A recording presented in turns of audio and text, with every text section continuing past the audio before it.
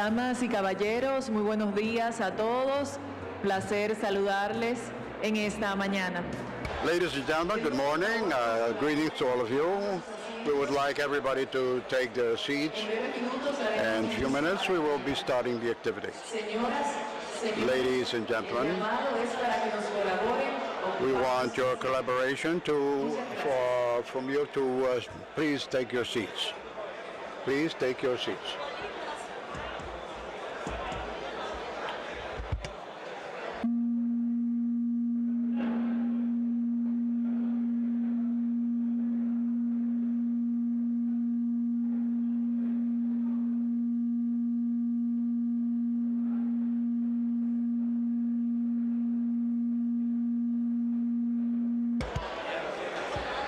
Please take your seats.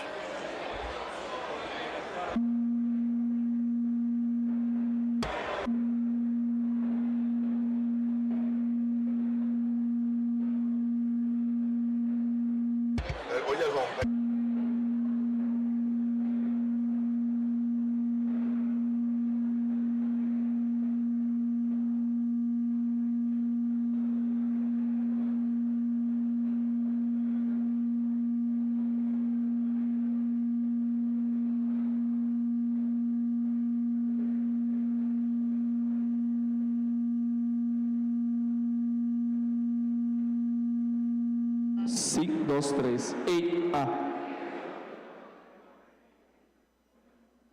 Sí, 2, 3. Ok. Sí, 2, 3. 1, 2, 3. 1, 2, 3.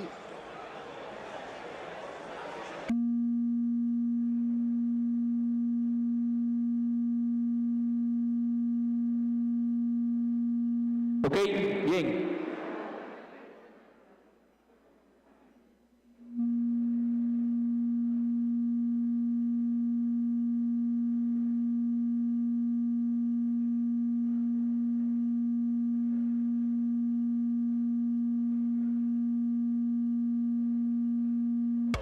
One, two, three. 1, 2, 3. 1, 2, 3. 1, 2, 3. 1, 2, 3. 1, 2, 3. English channel. Testing English channel. Sí, 2, 3. 8A. 8. Sí, 2, 3. Bien.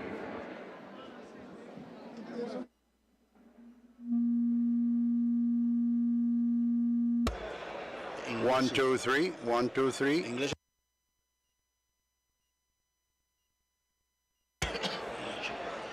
One, two, three. Testing English channel. English channel.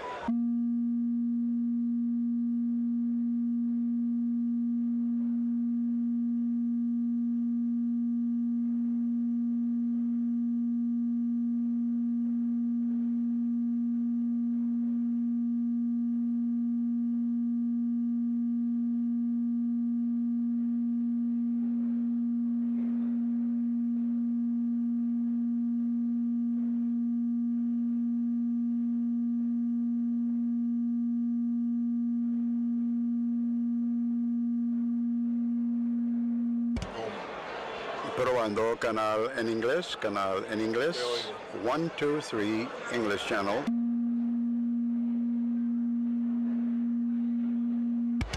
1, 2, 3, English channel. 1, 2, 3, testing. 1, 2, 3.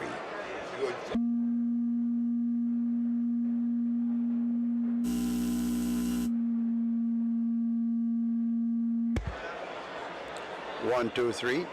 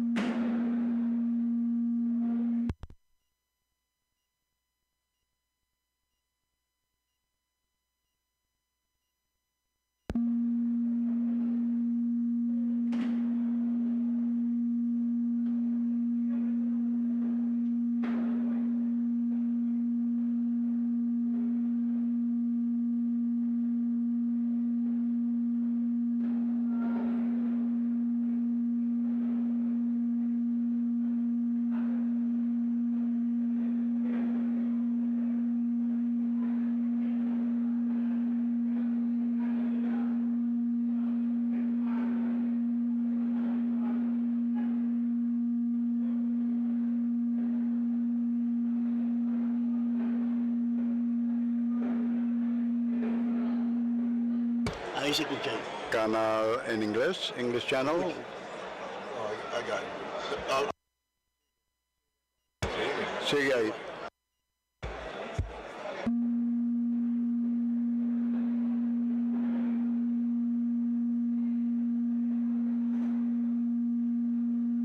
Damas y caballeros, Ladies and gentlemen, en sus asientos. En muy pocos minutos daremos inicio a la actividad. Damas, caballeros, su atención, por favor. En pocos minutos iniciamos la actividad y requerimos que ocupen sus asientos. Muchas gracias.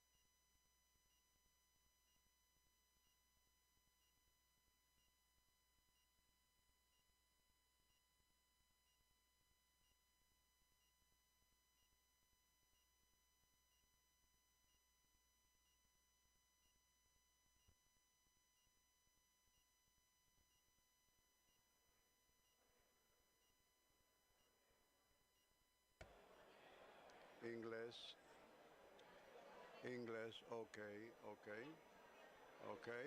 1, 2, 1, 2.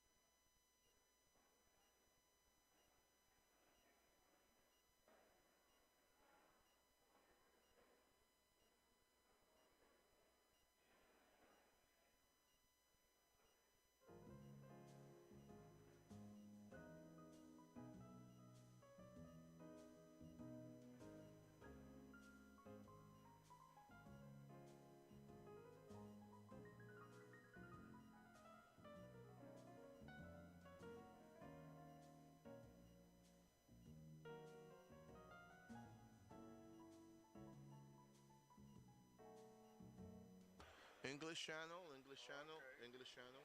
Okay. Se oye con ambiente, ¿por qué? Se oye con ambiente. Sí, sí, porque los micrófonos están... No, no, se oye así porque estamos aquí. La antena está afuera ya. ¿Entiendes? No, porque se oye el ambiente. Sí, porque tiene el micrófono abierto. Sí. Es el ambiente del salón.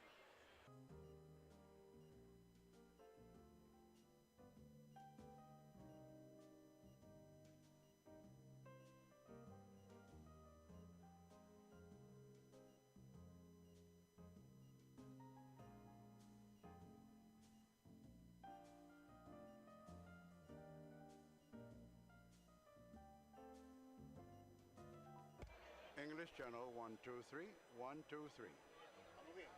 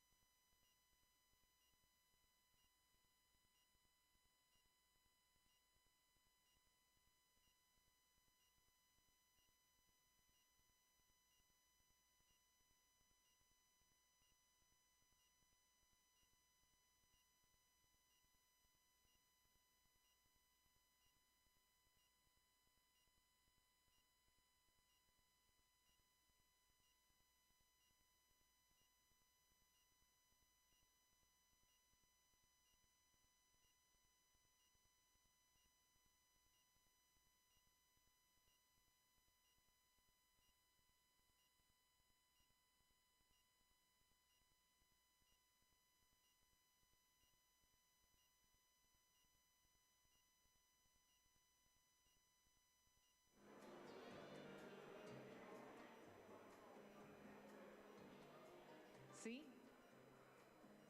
1, 2. Sí. Un aviso para información general para las personas que están utilizando traductor simultáneo, tanto canal 2 en español como 4 en inglés. Al cabo de un tiempo sin hacer uso del dispositivo, se desconecta. Solo sería necesario oprimir el botón central para reactivarlo. Un aviso de información para las personas que están utilizando traductor simultáneo, tanto el canal 2 en español como el 4 en inglés. Al cabo de un tiempo de no hacer uso continuo del dispositivo, se inactiva. Solo haría falta presionar el botón central para reactivarlo. Muchas gracias.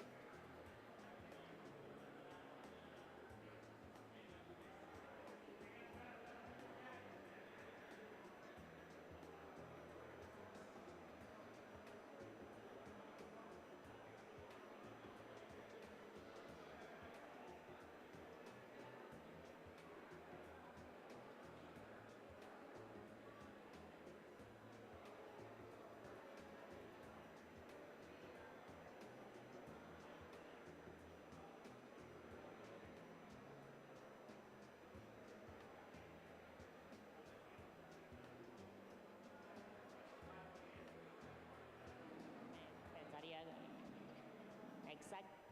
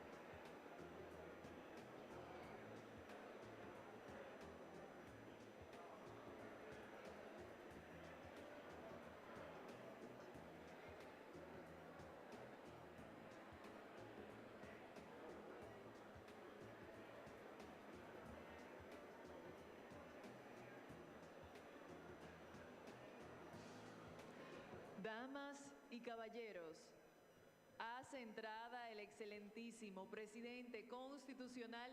Let's welcome the constitutional president of the Dominican Republic, Mr. Luis Abinader, who is making his entrance at this moment.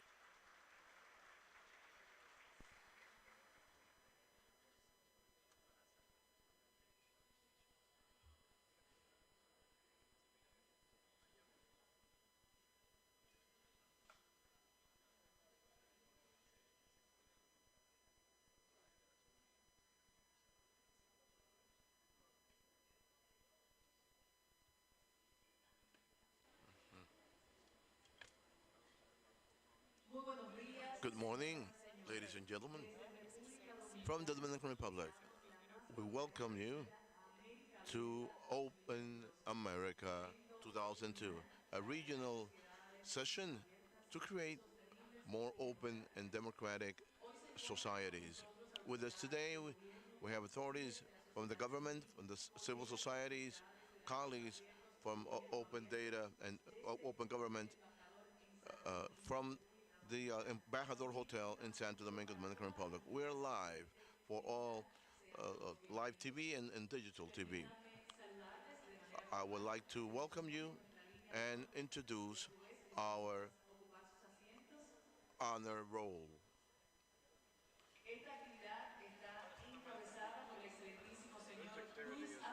Presidente constitucional de la República Dominicana.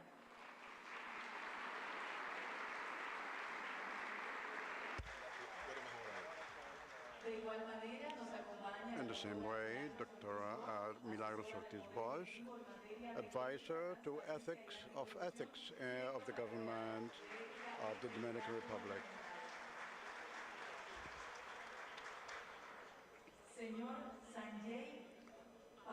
Mr. Sanjay Pavan, CCO of Open Government.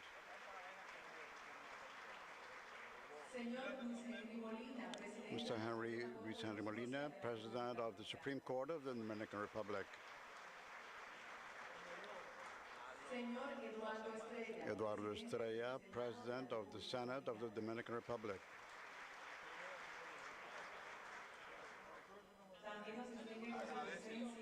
We also have the presence of Mr. Jesus Vasquez, Minister of Interior and National Police, and we greet all the other ministers that accompany us this morning. Mr. Robert Thomas, Chargé d'Affaires of the United States of America. Annabel Cruz, Co-President of the Civil Alliance for Open Government.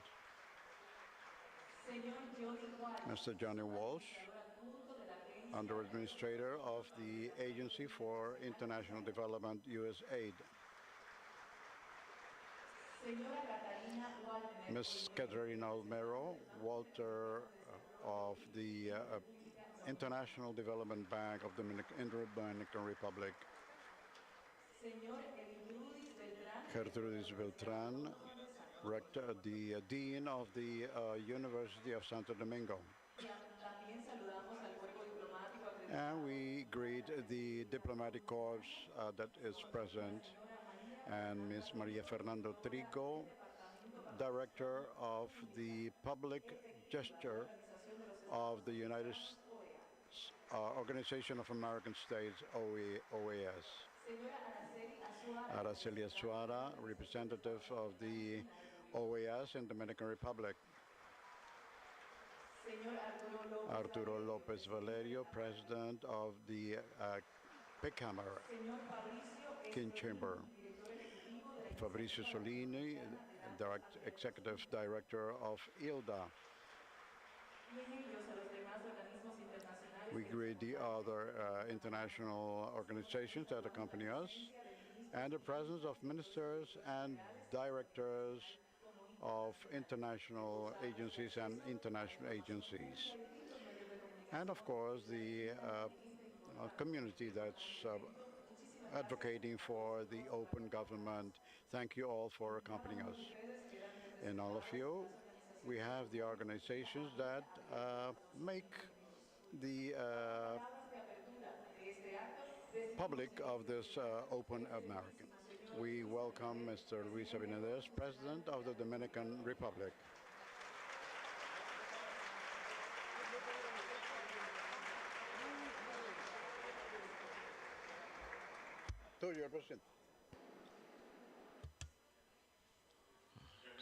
Thank you so much, Milagros Ortiz Bosch, Director of Ethical and Integrity of the Government. Sanjay Pravan, CEO for the OGP. Luis Henry Molina, President of the Supreme Court of Justice. Mr. Eduardo Estrella, President of the Senate. Jesus Vasquez, Minister of the Interior. and all the other ministers here present today. Robert Thomas was in charge of business of the American Embassy in the United States. Catherine Botnell, representative of the integration of bank of diplomatic corps, representatives of the OAS and the Dominican Republic, general directors, and government officials, the press, ladies and gentlemen. The Dominican Republic, as you know, was the first country in the American continent where there was an electoral process in the, the pandemic. This is how we received the government. And as in many other countries in America, decades of the lack of confidence between government and society. Therefore, with difficulty, difficulties to find a route that would join everything, and the sum of difficulties, and being affected by corruption through the years, and with lack of trust, lack of integrity, we had to try to heal and to do it with us, with all of us, and for all of us, respecting democracy and with unbreakable principles. The pandemic ob- obligated us to do more than rescue health. We have to launch the idea of an open government society. We have to listen to the thoughts of the of the people and to restore the confidence. COVID-19 made us aware of the importance of listening to the people. The government had to join its people and with a clear vision that giving only by knowledge the right to know of the citizens and the obligations of the governments to give information to their people. And from this perspective, it has been logical and natural our commitment with transparency and also with the partnership for an open government. As a consequence, to strengthen the policies of open data. This is the recognition of the importance of you here today, of Open America here today in the Dominican Republic.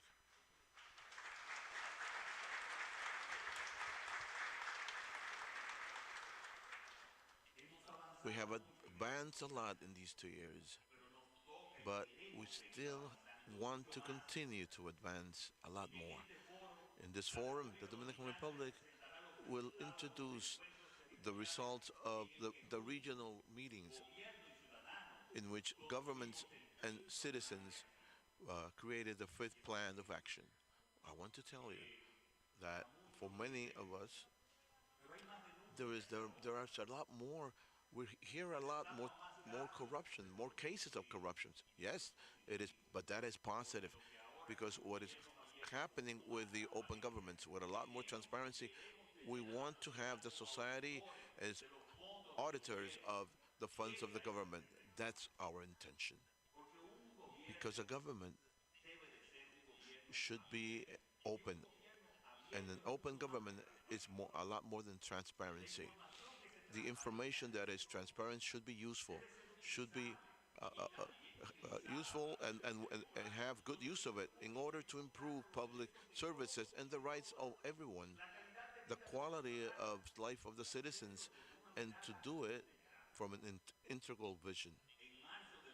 In March of 2022 of this year, by a decree, we approved the first policy of open data in the Dominican Republic in order to establish the outlines, so in order to redistribute the data that has public characteristics.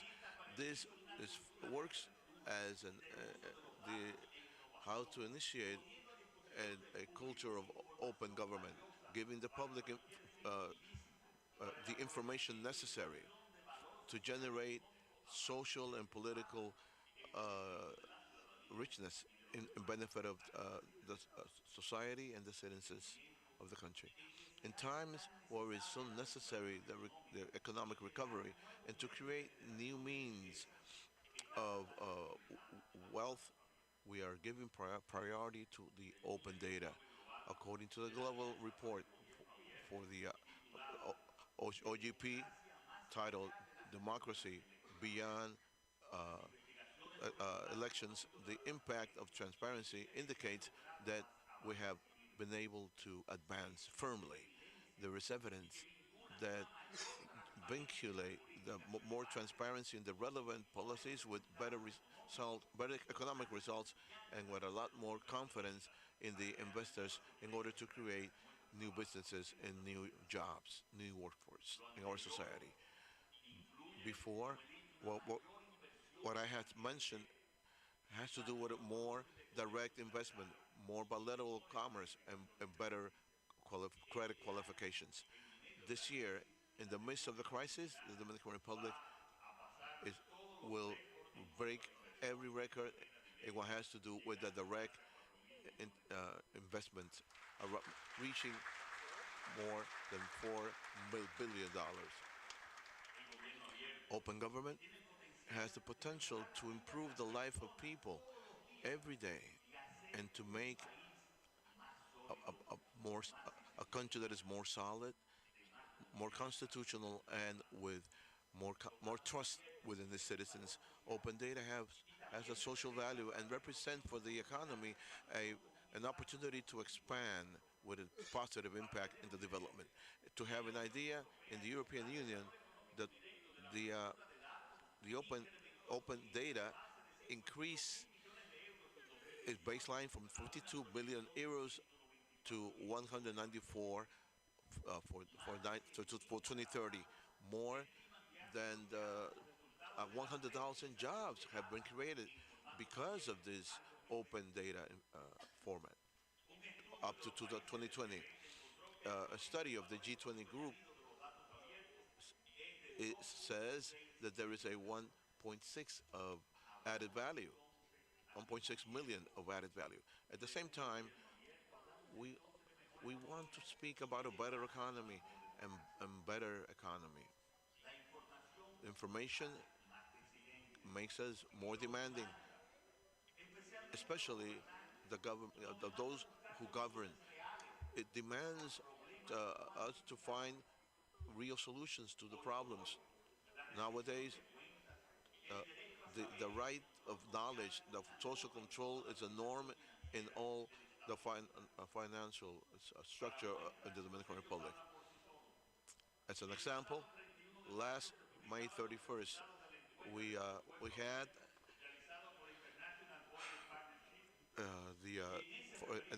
a report from the International Partnership, and in that report, the Dominican Republic is placed in the ninth place among 300 countries that were evaluated in transparency. As a matter of fact, the Dominican Republic is the third country of more transparency in the American continent. Ladies and gentlemen, Open America is a space that allows us to articulate common commitments in all the region, also to integrate those of the America's Summit and other forums that have to do with transparency and the fight against corruption. We should try to integrate the best practices in our internal order. We should collaborate in order to have stronger economies and a more resistant democracy. Nowadays, the world demands economic results based with solid institutions. This implies that we base the experiences of the expenses, and that everyone can contribute with our visions and solutions. No, we are all needed. Everybody is necessary. That is the purpose of an open government. This should be the spirit that guides us in order to continue to make the proper reforms. And this government will not only continue to introduce reforms, but also to speed those that we have pending. We have like to welcome to the Dominican Republic, to this country, which likes tourists, which appreciates the visitors. not only because of its climate, but also the warmth of, of its people, of having you here today. Let's work together in America so, so that together we may work together and see a lot of good benefits. Let's join together in this vision and this objective of an open government in order to make it more transparent, but also to have our democracies more democracies that go beyond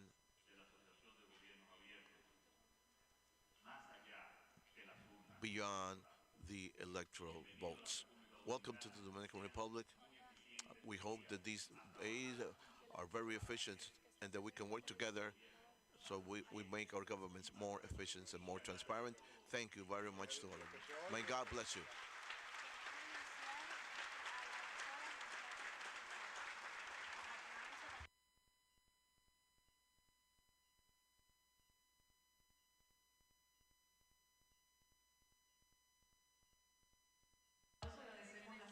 With this big hand, we would like to appreciate the presence of the Excellency, the President Luis Abinader of the Dominican Republic. Let's give another big hand to our President. Acto seguido, quiero solicitar que me acompañe en este I would like to have Mrs.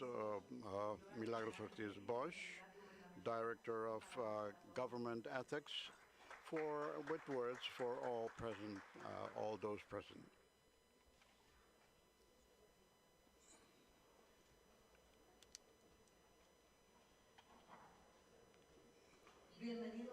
Welcome all. Welcome, Mr. Sheng Hanjai, GO of Open Government, our president. I should have mentioned him before, but I wanted to applaud him for his magnificent speech. I cannot mention everybody, but I would like to tell you this story. The Alliance of Open Government started 8 years ago. A North American President Barack Obama asked his more close relatives what they thought, what the citizens thought.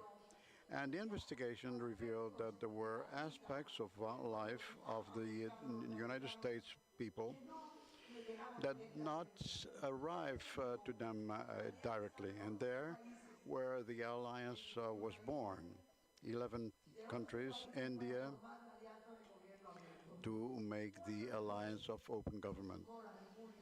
When did the Dominican Republic, at that moment, the Dominican Republic also joined. But when the electoral process of 1920 started, the alliance of government and the international aspects, the resolution of the Council of the United States of American States established the adoption of open government to our members. The Dominican Republic joined since that date, started to look for it, working on it. President made magnificent executive orders to establish a team to start working of the unity of open government. You can now derive from the President's speech that we have the commitment to create the society of a government that make possible, which is fundamental. The President said, the joining of the government with the citizens. There are governments that don't listen to their people. They don't enchant.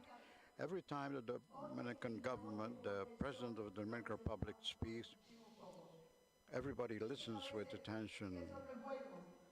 And sometimes they say it's not good because it looked like a dictatorship. But we who love the democracy, we know that when the President speaks, it's a gift for the Dominican people and for America.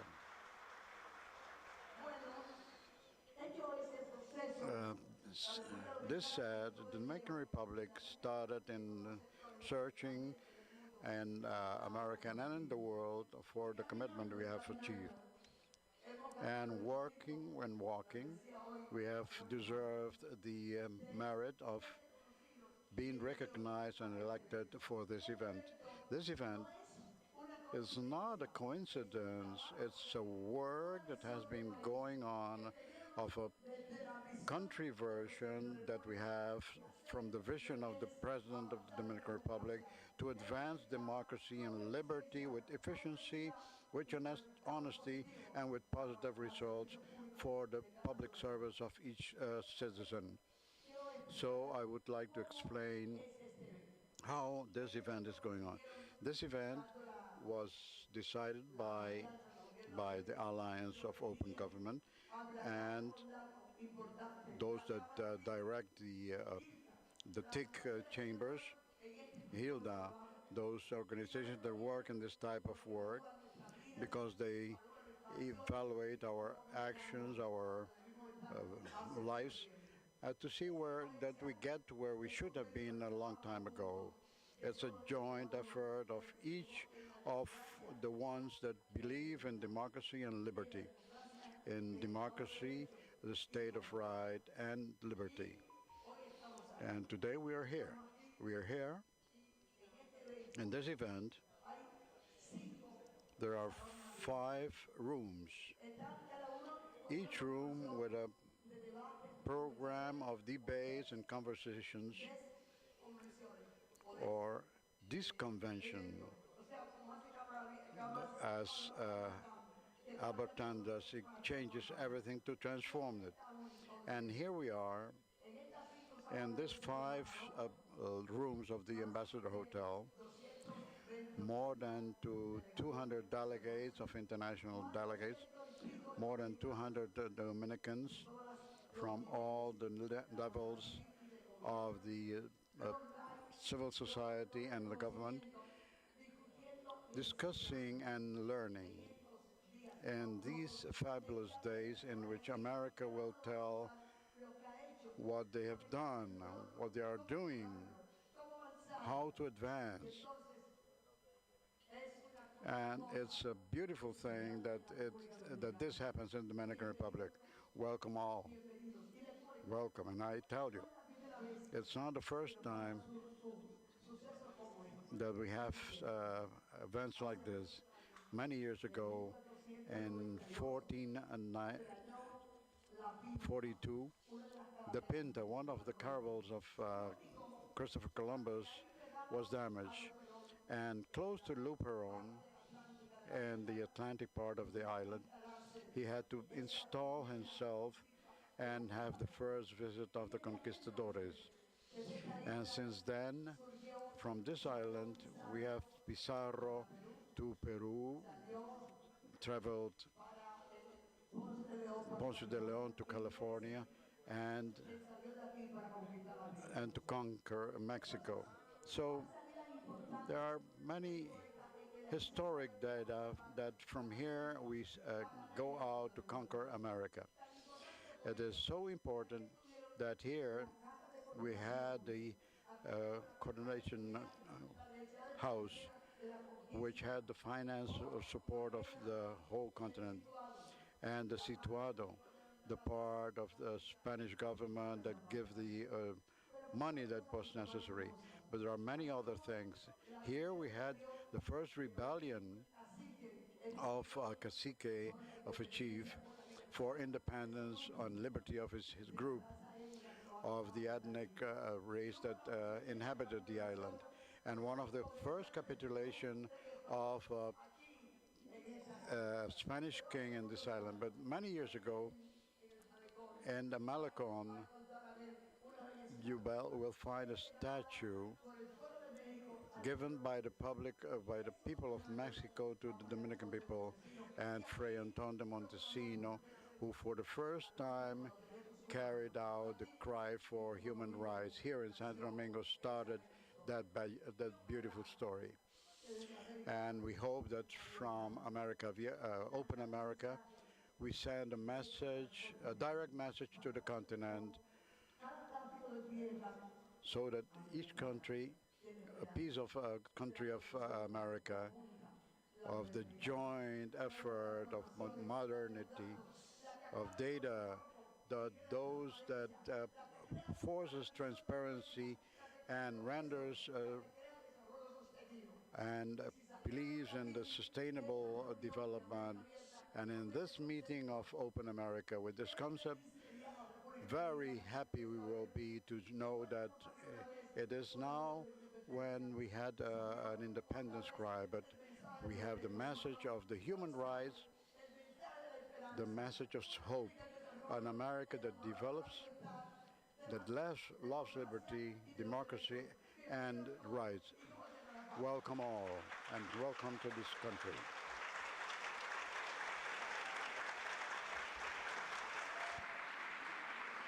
Agradecidos de las palabras de bienvenida. We thank the words of Milagros Ortiz Bosch for her welcome words. Director of Government Ethics. Thank you, Ms. Milagros. At this moment, we will proceed to excuse the President who will be leaving at this time.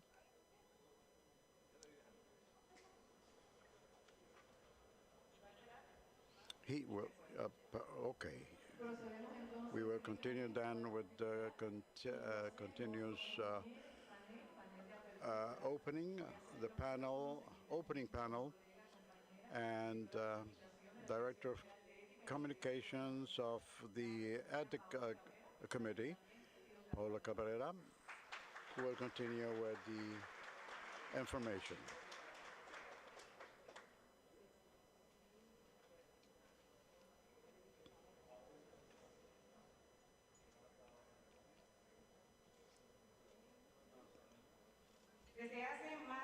Since 10 years ago, the community of data and open government have a long tradition of collaborate and learn of the experience of colleagues. Although the pandemic intervened with the joint work and weakened our activities of more than 400 people that are gathered here today and committed to have more transparency, participation, and above all, collaboration to the region. Our opening panel, we have the participation of great names that support the opening of democracy since many years ago.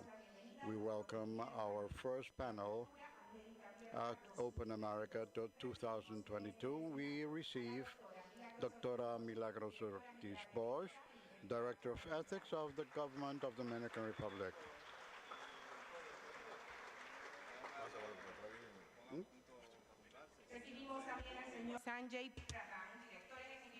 We would also like to welcome Sanjay Pradhan, who is the CEO of the OGP.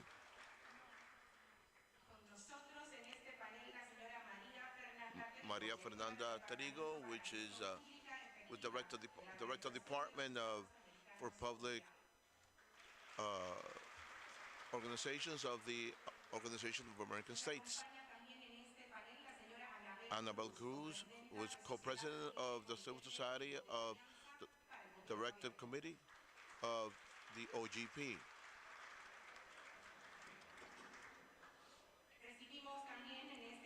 In this panel, we would like to welcome Arturo Lopez Valeria, who is the president of the TIC Camera.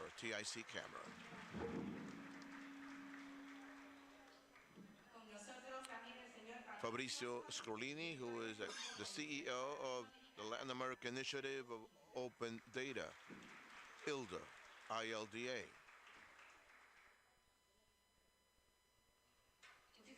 Thank you so much for our panelists.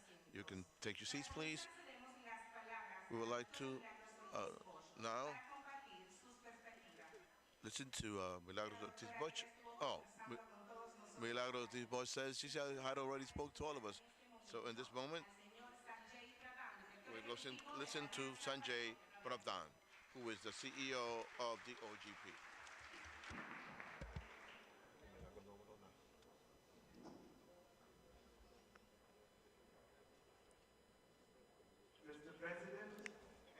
Excellencies, friends. First, I want to express my tremendous gratitude to the government of the Dominican Republic and all other organizers for hosting this vital gathering. Mr. President, thank you so much for your riveting and inspirational speech. We see the Dominican Republic as one of the bright spots globally for democracy and openness, and your speech and your leadership is testimony to that. To the America's open government community, it is so wonderful to be here with all of you in person after the long hiatus imposed by the pandemic. It's wonderful to see all of you.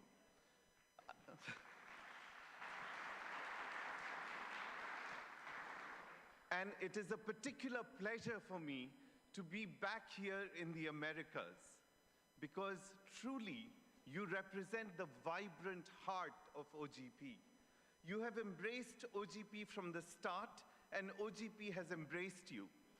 We globally are truly inspired and energized by the passion, by the bravery, by the vibrancy of courageous civil society leaders, human rights activists, journalists, committed government reformers, working tirelessly to open government to citizens in the region.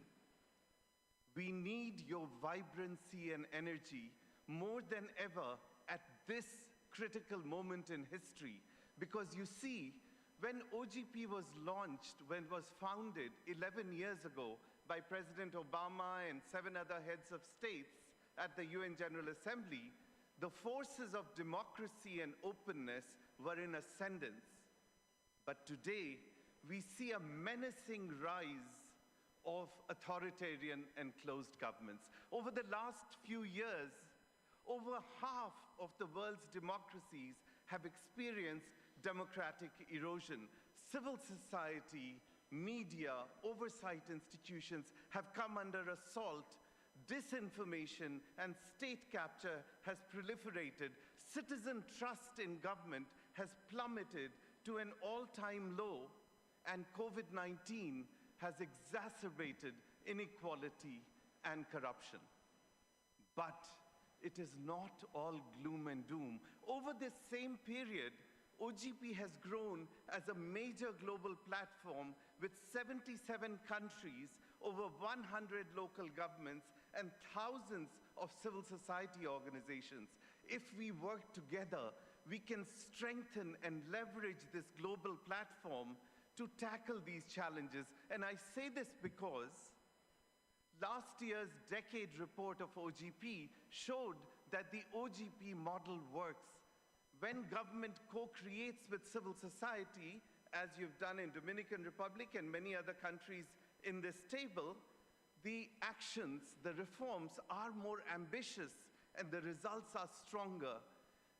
Over the last decade, the independent reporting mechanism has assessed that hundreds of ambitious open government reforms have made governments significantly more transparent, participatory, and accountable, thereby empowering citizens to shape and oversee their government every day, not just once in a few years when they cast their vote. We call it democracy beyond the ballot box. But you know, the candid reality is also that these innovative reforms that together with you we have done in the last 11 years are really just too few and far between to address the scale of the challenge. We must scale up these reforms to credibly change the culture of government. And this is why I'm so enthusiastic to be here in the Americas, because in the Americas we have 18 historically strong national members, and almost half of our global local members are from the Americas.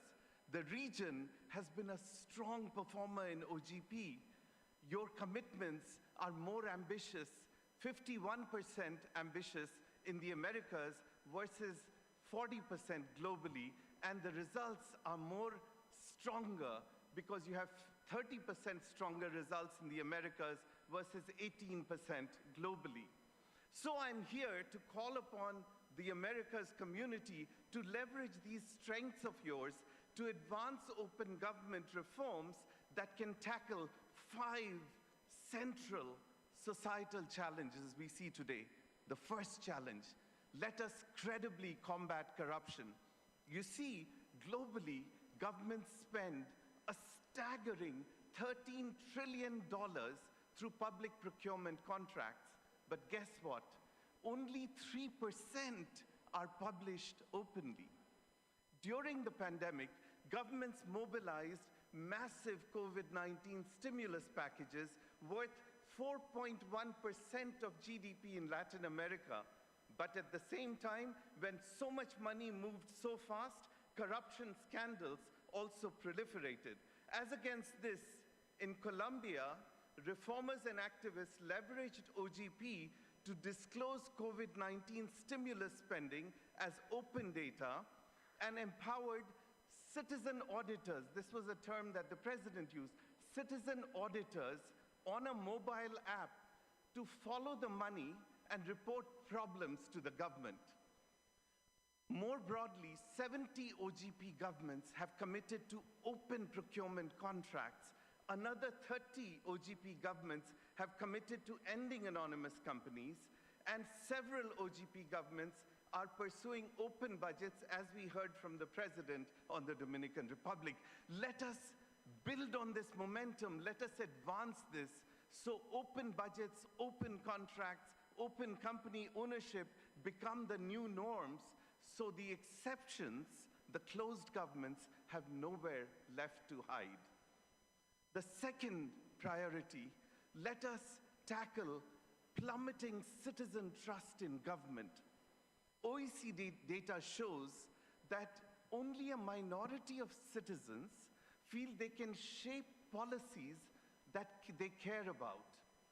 In contrast, in Buenos Aires, Argentina, OGP reformers are making available information on policies that respond to the needs of LGBTQIA. In Austin, Texas, in the Americas, the homeless are shaping services that they need. So let us together scale up these commitments that amplify the voices of citizens, including the marginalized groups, on policies and services that touch their lives, especially at the local level. And let's have governments respond to citizen feedback to close the feedback loop. That's how you build citizen trust. And in doing this, let us seriously listen and respond to the frustrations and concerns of the broad citizenry. It is their anger that authoritarian populists are stoking to rise to power. The third priority, let us address gender inequality. You know, the Americas is the most dangerous region in the world for women suffering as victims of intentional homicide, and millions are faced by the legal system. But right here in the Americas, we also have a vibrant feminist open government community advancing reforms. Through OGP, Mexico is identifying key shortcomings in the public healthcare system that disproportionately affects women. In Argentina, OGP reformers are co-creating with civil society a national plan to address the gender wage gap and gender-based violence. Let us use these types of reforms. Let's scale this up to build a truly inclusive open government. Fourth, we must tackle climate change. The Americas is going to be projected to be one of the most impacted regions in terms of extreme weather events. But right here in the Americas, at the same time, we have over 20 recent OGP commitments that you all have co-created, which show a promising way forward. Peru, for instance, is opening environmental data to citizens. Paraguay and Ecuador are enhancing citizen participation in the implementation of the Escazú Agreement. Let us scale up similar reforms that empower citizens to shape ambitious climate policies. And fifth, let us protect civic space. You know, it's really sad to note that an overwhelming 87% of the people in the Americas live in countries where civic space is obstructed or repressed. We must face up to the candid and serious challenge that this poses, including in several OGP countries. To reverse this tide and show a better alternative in OGP, let us work with a set of reformers in OGP countries globally to use OGP to advance actions to instead protect civic space, such as Mongolia, which is advancing commitments on media freedoms, or Nigeria, which used OGP to enhance police oversight and accountability following the End SARS protests against police brutality. To advance this ambitious agenda, we need to forge stronger and broader coalitions within and outside the region, inside OGP and outside, so that we can scale up these open government reforms and forge a countervailing force against the rise of authoritarianism and closed governments. For this, we in OGP must reinvigorate and build a stronger esprit de corps in our community, right here in the Americas, in the European OGP community, where I go in 2 weeks, in the OGP Africa and Middle East community, where I go 2 weeks later. We need to forge these coalitions between and across regions, but we must also forge new coalitions outside our OGP bubble, with youth, with women's groups, social movements that are better connected to citizens' concerns, with broader ministries in cabinet. I do a bunch of cabinet workshops. Let's build broader cabinet awareness for open government to advance political dividends, with presidents, with parliaments, and judiciaries which have represented here.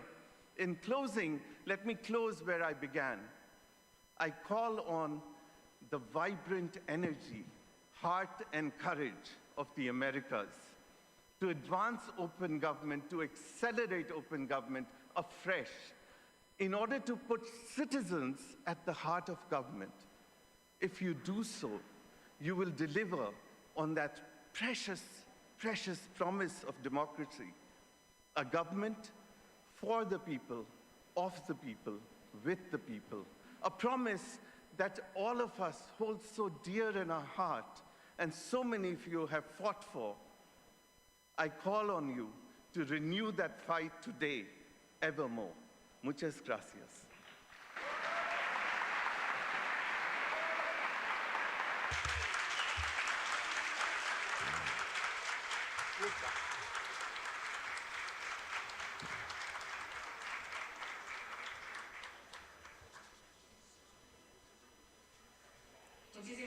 Thank you so much, Mr. Pradhan.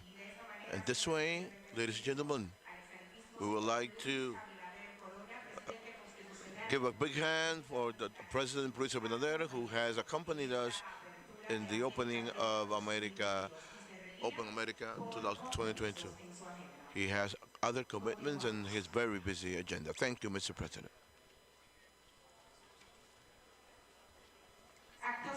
Immediately, we would like to welcome and on the stage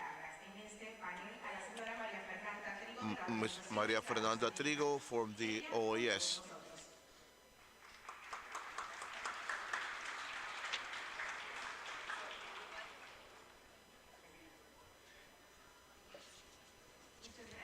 Thank you so much. First of all, I would like to salute Milagros Ortiz Bosch and Mr. Arturo Lopez for being open for this conference and being accepted, showing how important this type of meetings is for the Dominican Republic, for the integrity and transparency. Thank you for your support.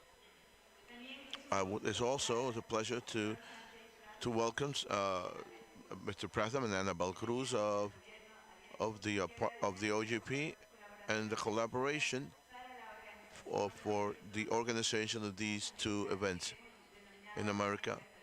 have been denominated as Open America. I think it's an excellent idea of joining these two ecosystems of open data and open government, which are vital to promoting the transparency and participation in our region. Also, I would like to welcome Fabrizio Scalini and to recognize the great job of the initiative ILDA in the contribution of the development of public policies based on evidences. Precisely with ILDA and with the support of the Canadian institution that in 2013 we had the first forums in order to coordinate the national agenda of open data. It's an honor for us from OAS of being co-organizers of this meeting, where society and governments get together in order to learn, reflect, and share ideas for a better future of the region with open data and open government.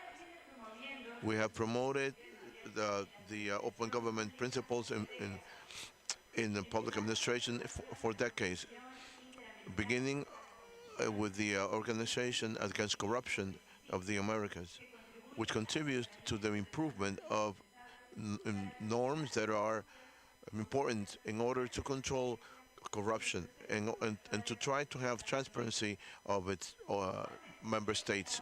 In the OAS, we developed the model law of access to public information and the guides of implementation, which were a reference for the laws approved in several countries and which are fundamental for the open government. In the OAS framework, there are also networks for budgets, for purchases, and digital government in order to strengthen the capacity of the countries for the improvement of public purchases and technology in communications. As President mentioned in his speech, democracy and transparency and the participation of open government is very narrow. The letter of the OAS promotes and the consolidation of democracy in America. We observe that many of the challenges of democracy in the region are based in implementing democracy. We have to have a government that with the function which gives the society the benefits of democracy. It goes beyond liberties and political freedom. It has a lot to do with the performance of the government, effectively transparent and transparent. It is a continuous accountability of the government with society and citizenships in what has to do with the managing of public resources. Open government and open data is based on the technology in order to guarantee the participation of the citizens to strengthen democracy. This is why, from our department, we work to contribute to strengthen the public institutions so that they are more transparent, effective, and they have mechanisms of citizen participation. We consider that the open government is a paradigm of public management. The participation of citizens is fundamental to strengthen the confidence, the trust in the public of the citizens in the institutions, because it is linked with government. This is why some of the initiatives that we promote in the OAS are related to open data, purchases, and contracts, and leaders. We try to create the digital data organization, which allows us to work openly with institutions in the government giving support to their public information and promoting the exchange of experiences among countries of the region and the world in order to improve their strategies. We contribute to the strengthening of norms through the support of to the development of public services like in 7 countries of like we've done in 7 countries of the region, including the Dominican Republic. We also, according to the mandate given to us, we developed the program of Inter-American Program of Open Data in order to fight corruption. This program includes 14 actions that should be assumed by the countries of the OAS. For example, the strengthening of the regulations of open data, the opening of 30 data in order to fight the corruption and to take advantage of this data by the civil society in the region. Colombia and Ecuador have already started to implement this. Their strategies are headed to enhance these 30 priority data, and in order to have the proper framework. Or they have also generated collaborative spaces with civil society to promote the opening of these data. In terms of public purchases, we have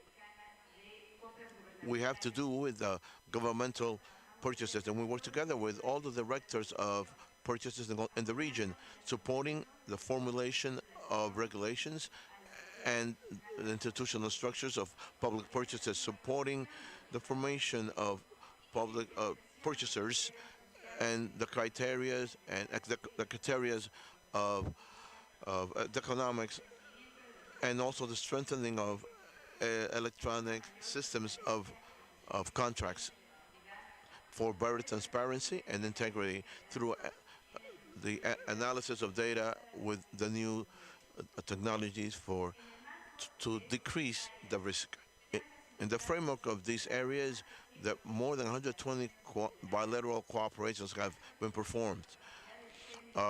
Technical capacities have been strengthened of more than 1,500 officials, and more than 60 publications have been made with the technical recommendations.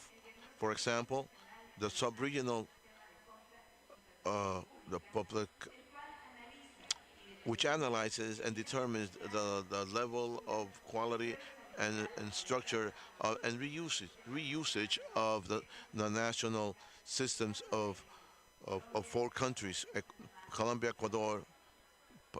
Panama, Ecuador, and Panama. In Colombia, the diagnostics were incorporated in a proposal for the next decades through the Compass document, and with proposals of public purchases for the plan for 2022-2026, and it has to do with the leaderships. Our most important initiative is the OAS Fellowship for Open Government, which is a program of new leaders and which wants to create a new network which promotes open government in its institutions and in its communities. As a result, we had about 20 projects in open governments developed, and some of them are being implemented nowadays.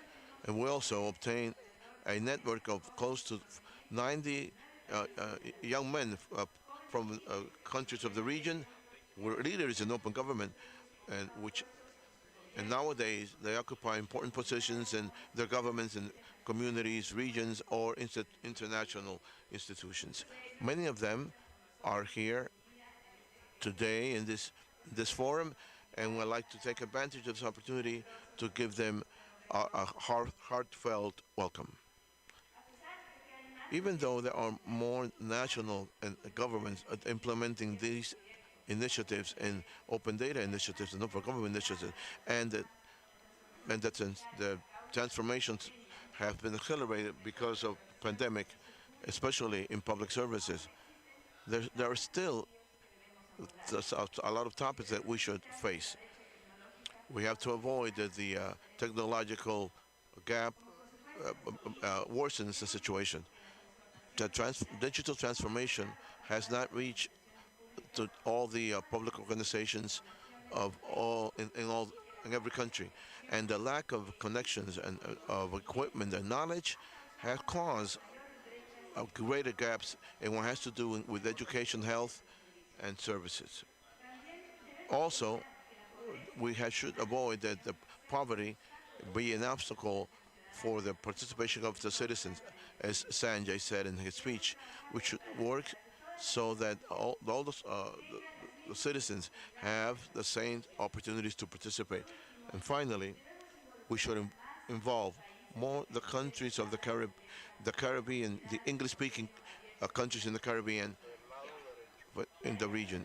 So we should make a greater effort to promote their participation in the region.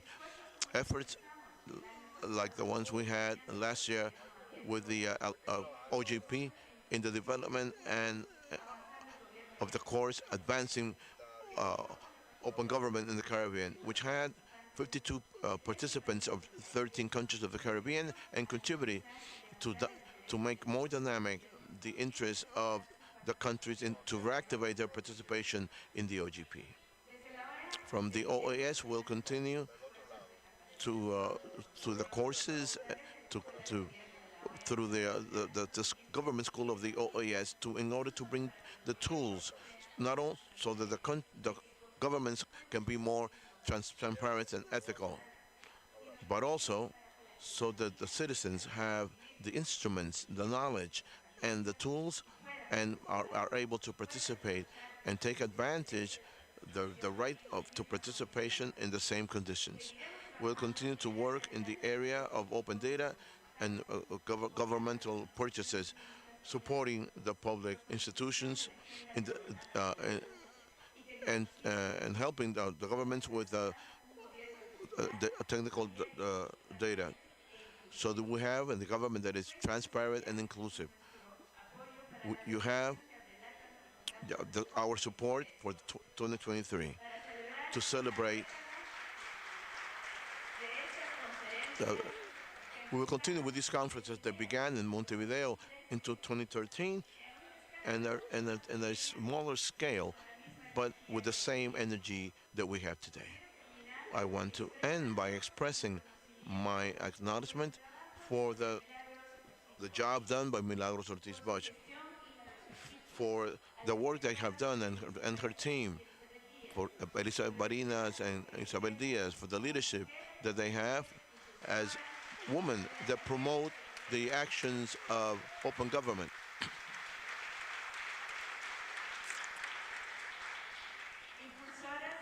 Promoters of the agendas of open government and open data in the Dominican Republic, and they have given good results, among which I would like to mention the approval of the national policies of open data.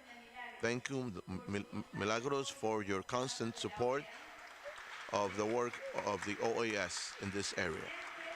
Always adding your knowledge, your experiences in terms of ethics, transparency, and honesty. Thank you, all of you here participating today, for your attendance in this meeting of Open Americas. I wish the greatest success in this week, so you might enrich your knowledge, widen your context, and deepen your collaboration. Thank you so much.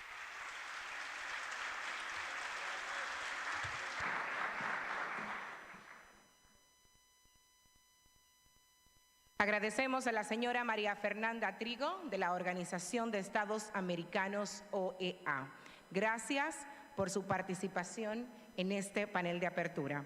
A continuación, señoras y señores, damos palabra a la señora Anabel Cruz, presidenta de Sociedad Civil del Comité Directivo de la Alianza para el Gobierno Abierto.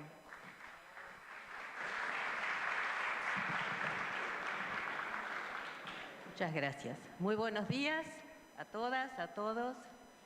Muchas gracias por estar aquí.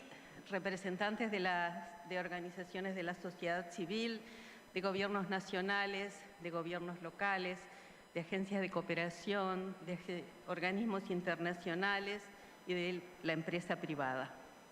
Por supuesto, un especial reconocimiento y agradecimiento al Gobierno de la República Dominicana por la cálida hospitalidad que nos están brindando. Y el agradecimiento también, por supuesto, a la OEA, a ILDA, a la Cámara Dominicana de las Tecnologías de Información y Comunicación, que se unieron con la Alianza para el Gobierno Abierto para organizar este evento regional. Quiero decirles que les traigo el saludo y la admiración por el trabajo de esta región en la promoción del Gobierno Abierto de parte de mis colegas del Comité Directivo de OGP.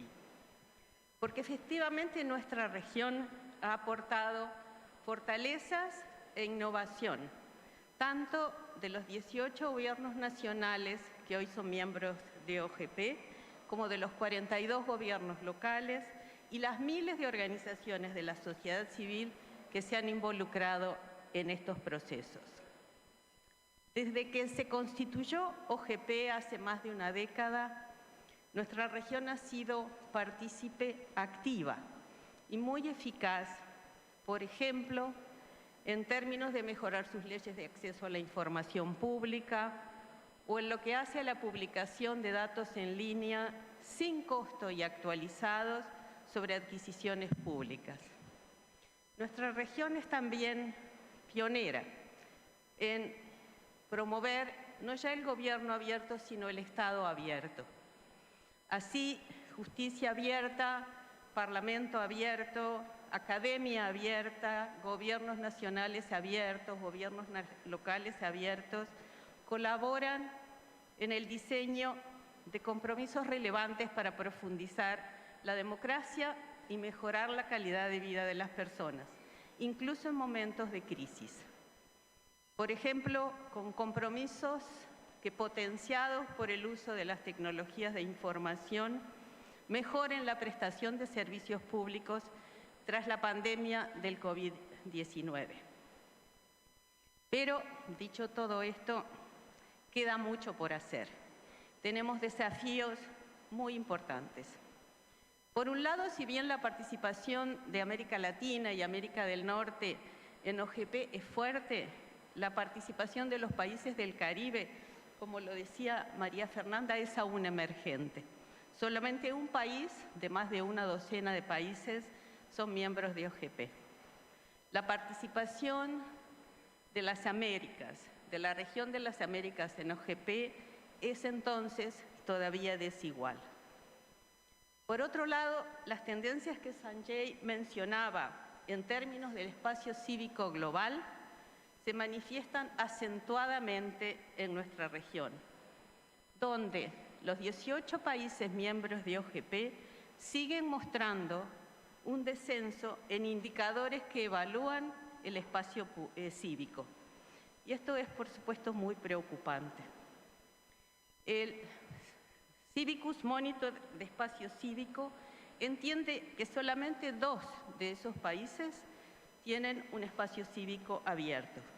El resto de los 16 países, el espacio cívico es obstruido, represivo o estrecho. En los 18 países miembros de OGP vivimos más de 950 millones de personas, pero solamente el 4% de esta población vive en un espacio cívico abierto. De los 18 países miembros de OGP en la región, un país, lamentablemente, ha sido declarado inactivo. En el año 2022, El Salvador fue clasificado con estatus de inactivo, abriendo la posibilidad de que a partir del 2023 no pertenezca más a la Alianza. En ese momento de la decisión, desde el Comité Directivo alentamos al Gobierno de El Salvador a cumplir con su compromiso expreso de llevar a cabo un proceso de co-creación extenso, inclusivo y genuino. El Comité Directivo reitera hoy la voluntad de apoyar a El Salvador para que recupere su estatus activo e insistimos en el llamado a escuchar las demandas de la sociedad civil y mejorar y proteger las libertades fundamentales. Al mismo tiempo reiteramos que OGP seguirá apoyando a las organizaciones de la sociedad civil de El Salvador en su trabajo para la defensa de sus derechos y protección de libertades. En varios de los 18 países miembros de OGP, la situación del espacio cívico en lo que refiere a seguridad de activistas y periodistas puede llegar a ser alarmante. La Organización Internacional Artículo 19 ha denunciado la criminalización de prominentes periodistas en Guatemala. Y también Artículo 19 ha denunciado que México registra en este año el año más peligroso y letal para personas periodistas, con 18 asesinatos solamente en lo que va del año 2022. Al mismo tiempo, en los planes nacionales de gobierno abierto de los países, los compromisos relacionados con espacio cívico son aún muy pocos y distantes entre sí. Los países de las Américas, miembros de OGP, asumieron apenas una veintena de compromisos relacionados a áreas del espacio cívico en los últimos años, apenas un 2% en un análisis de un universo de más de 1.500 compromisos. En este marco, son varios los desafíos que se enfrentan para lograr una participación sustantiva de las organizaciones de la sociedad civil en los procesos de gobierno abierto. La participación de la sociedad civil es en realidad un componente central del modelo de OGP. Está en el ADN de la Alianza para el Gobierno Abierto, que asegura un lugar a la sociedad civil en su gobernanza global, en sus expresiones nacionales, locales, para expresar sus prioridades de incidencia. Este es el valor quizás fundamental, el diferencial que agrega OGP al escenario local, nacional e internacional. En la primera década de existencia de OGP, este lugar, este sitio de la sociedad civil se ha ido llenando de contenido y ha ganado influencia y permanencia.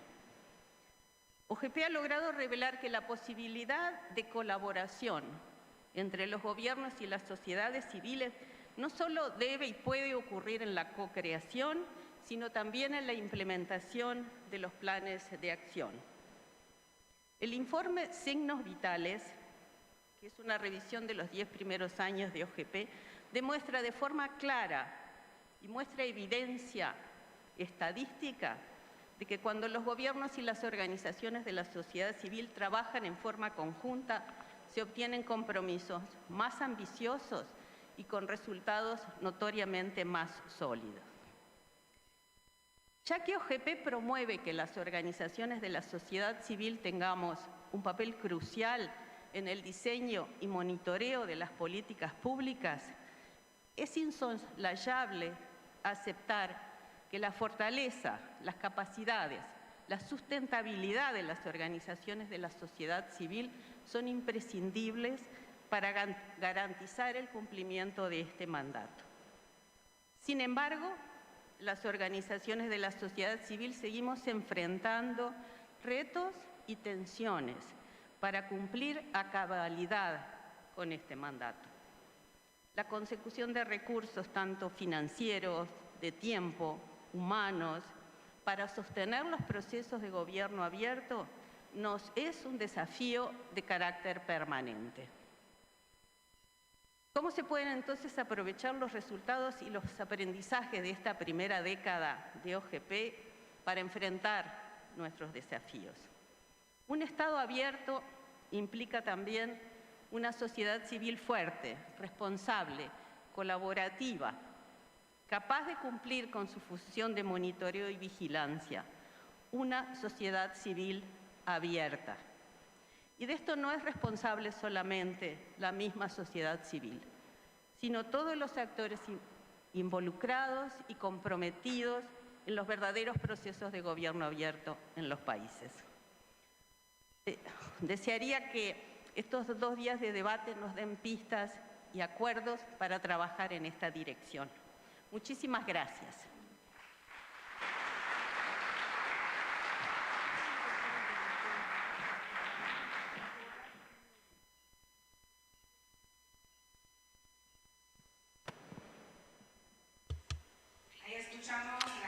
We have heard Daniel Cruz, who is co-president of for the Government for Open Government, OGP. Thank you for sharing your thoughts. Next, we would like to call Mr. Arturo Lopez Valeria, who is the president of the TIC Chamber.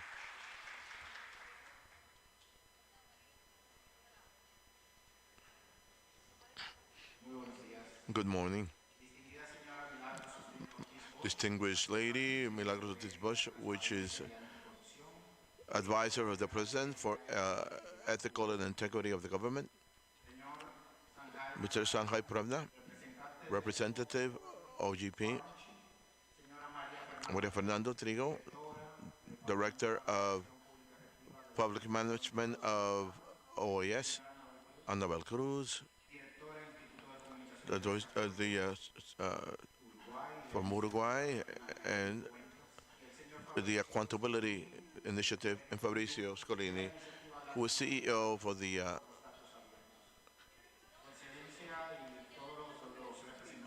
Your Excellency, the representatives of the public society, press, and friends, all of you.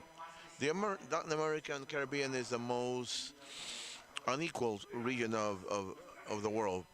Besides, our region is the second most, who has the most possibilities of natural disasters, according to the UN. The report of the PNUD shows that in the last decades, there have been many natural disasters, creating losses of more than $12 million in only in some of these occasions. It has affected more than 53 million people. Brazil, for example, is placed among the countries, the main countries, which the greatest population exposed to these catastrophes. Colombia has the greatest amount of people affected in the last years, with more than 10 million. Other countries, such as Panama, Costa Rica, Venezuela, Peru, Bolivia, Uruguay, and Argentina, which also have been affected. And you ask yourselves, what about the Dominican Republic? For our surprise, when we deepened in the statistic, in the last natural disaster that required assistance was in 2007. The events that require this type of assistance generate data that are captured and processed by the international organizations. So the historical excludes data from the Dominican Republic. We could talk about any other topic, social, economic, where liberty and where freedom and the equality of data is important for this century. But the context makes us pay attention to this one because it's the most recent and with the most impact in the last few years. And we're talking about the passing of Hurricane Fiona through our country. In an article in the Nuevo Diario newspaper, we pointed out the lack of open data of atmospheric phenomena in the Dominican Republic, which is a great challenge, but it is not impossible to attain. Precisely when we have disasters like this, the data is the means where the citizens can access and articulate more effectively in times of emergency and serve as support to the government and to authorities. To make these data, which are open, homogeneous, which allows the information in the state are more fluent and can be seen better by the citizens of the country. This is just an example of how open data, specifically the hyper-local data, can elevate the problems that are important to the people in order to be attended by the people. And on the other hand, the information of open data in the Dominican Republic has generated enthusiasm among the experts of donors and developers, government, and the technological community. Even though a lot of these people have left behind in this topic because they have converted the open data in a myth. This is why we promote the advances towards the the expansion in all the spectrum of the users, especially in the newspapers, communications, the syndicates, the professional associations, religious groups, and universities. The Alex Howard, sociologist of Ohio Media, understands that these groups in particular can help to make these data more understandable for the population and not only for the statisticians. Justin Anderson also calls these people massive movers of information, and Bond from the U2 thinks this is important. Their friends, the chamber, the TIC chamber, proposes that the focus is to make the institutionalization of this data in all levels. So a public-private partnership has to support, has to give the people that will be working with this, because we believe that because open data are able to change the rules of the game. When we were looking at the 2030 agenda for sustainable development, we should defeat this and all myth in order to have the the, the, the data. Nowadays, the technological tools are easier to use, and they are of free access. I understand that the level of exchange within the organizations is key to establish the difference. However, the model and the norm is not the exchange, only a model of replica where an organization reproduces the operational structure of another organization, not in observing and reusing data. Ladies and gentlemen, this has to change. Another proposal that we are making from the TIC chamber is not the NOGs use their data not only with social. We also believe that we can develop a model of the support of data in the same way that the financial organizations are protected, allowing donors to participate.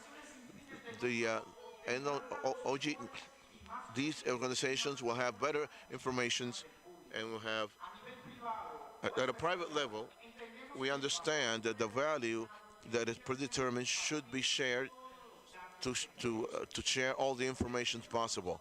This is one of the paradigms that are more important, and they have to be changed in the Dominican Republic in order to have that the public and private organizations share not only the information about their jobs, because this was the way they did it before, or because this is how it was done before the internet existed in the world. Nowadays, countries generate a lot of information, and the government is one of the institutions that handles the most information. Data is not only to be placed there in any form and only to these should be of free access, so that the information should be presented in such a way that can be taken advantage of easily in order to advance the citizens' decisions and in a proper context with precision and in a place where the people who need them can have access from the tick chamber and its laboratory of data. We promote the the uh, the, the access of this information in order to make them actionable. According to Mr. Chamber from the Development Bank, the data is not perfect, but perfection is not the objective.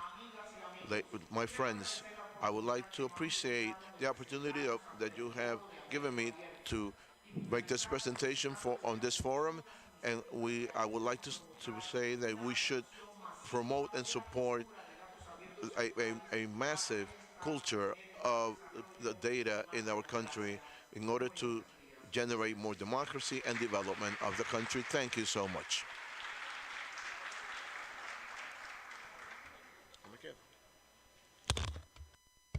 Yes. Ahí escuchamos la participación del señor We've heard Mr. Arturo Lopez Valerio and his perspective as the chairman of the Tech Chambers of the Dominican Republic. A continuación, señoras y señores, We will now present to share with you this open panel, Mr. Fabrizio Strollini. Hello. There are many persons to thank for this event, especially the colleagues of Open Government, the OAS colleagues. Impressive to give Open America the birth and the lab that worked in the elaboration of the agenda. But mainly for those who have received us, the incredible team of Milagros and the Dominican Republic, which have done extraordinary work for this effort. We would like to thank also. This is a collaboration work. All the institutions have made their support of intelligence or financial. By saying this, I would like to say that because jointly collaborating with what we have, and since you've been mentioned everybody, we can say the amounts, but we cannot. It has been a tremendous work in which some international banks and people that are very valuable nationally have made this miracle. Don't thank us. Thank the world for being here.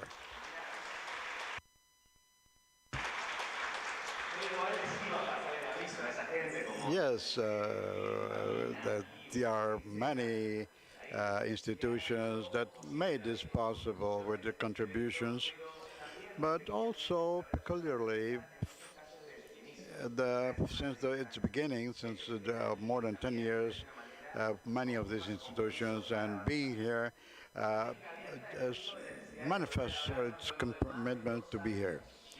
After 2 years, we gather again. What a better place to do it than the Dominican Republic, to re-encounter ourselves.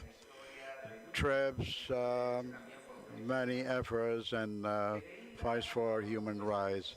Since ILDA, we have been monitoring this ABRL LATAM.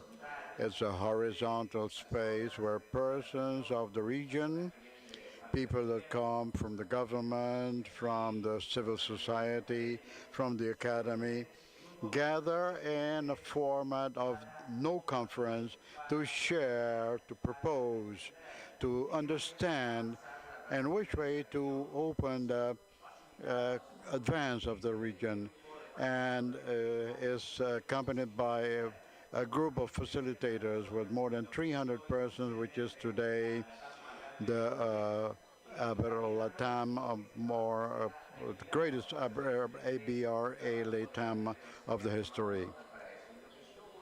What I'm going to do is to be the voice of those words.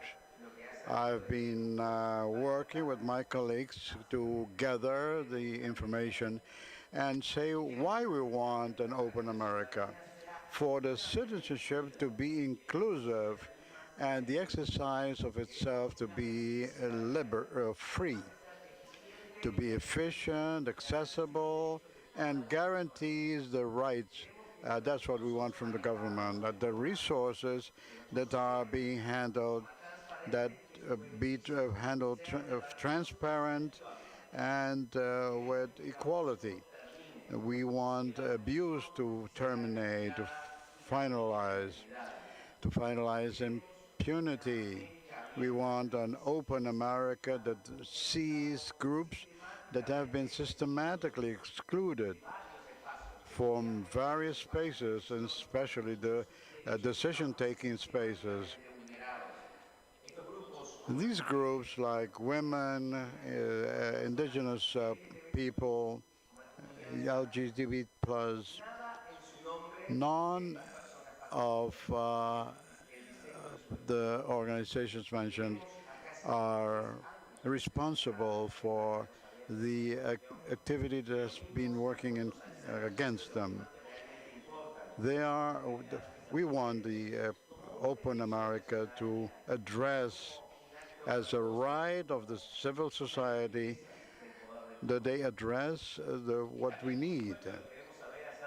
We want to know how our money is spent, how contracts are executed, how our public services work, and how we count with people that have been hidden by logics of the colonialism. We don't want to fear our governments. We want not to fear our security forces, not to fear to participate in the public service or for expressing our opinions. We know that democracy is under threat, but we know that democracy is a daily job. As many people said yesterday, it's a verb that means to do something every day. We want an American where the digital gap be closed and the respect for the human rights are guaranteed. We want a democracy equal to the digital area and respect the rights of digital use for everybody. We value the advances, the technical advances of the use of artificial intelligence, but we want it to be done in a responsible way, but not an addition to processes that are already inequal or unjust. We want governments that listen and that are close to the civil society, that they work with the agenda of the citizens. We want to move with liberty and security in our countries and our continent. We want that we are not be taken dealt with in a separate way as an immigrant with dignity, that we don't have a machinery to repress the more weak people. We know that the climate change is a reality. We want actions to mitigate it. We want them to be done based on the best information that we need. And for that we need data, and that we include those data to be able to be obtained by all the vulnerable people. We want an America that is open for the world, that includes the persons that we, as many said, especially who preceded me, for the future generation, be able to take advantage of the development of digital advance. And finally, and I was very moved with the words of Milagros because what I've seen of the Dominican Republic is the lobbies of its hotel and the hospitality of its people. And of course, the history books when Milagros brought to me back the information on the historical information that is here, the richness of the history, it's magic. And this community is, people talk of data and have believed in data as a power to transform the world. So that's why we construct the barometer of data, which is very easy to use because today we continue believing in this. Because this community does not know that the data does not change the history. Data gives us, helps us to get out of there, but we have to make history for those data to make the transformations that have to be generated. And these histories are being woven and taken down at the beginning of this room where we have a presentation of several communities, women communities in Latin America, taking data on different social aspects, have been transformed to give us a new sensibility to present the data. Data does not only exist on a base. The data can also connect with the more sublime things of the human being if the space is there.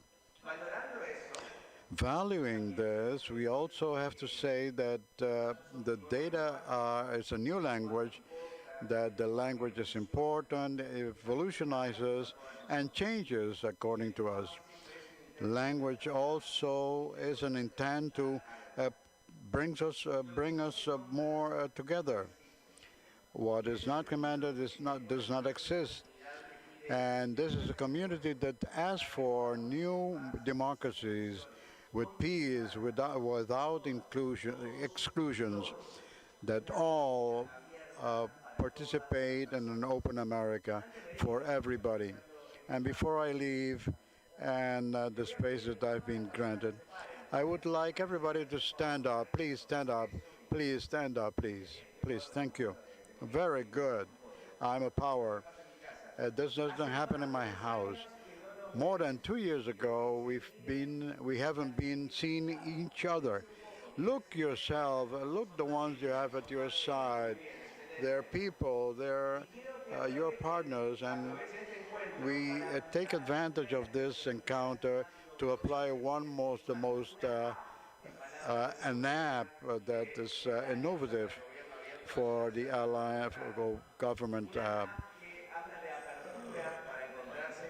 partnership, to an app of patience, to understand our difference, our different point of views, an app that talks about purposes to jointly create with taking into account our differences.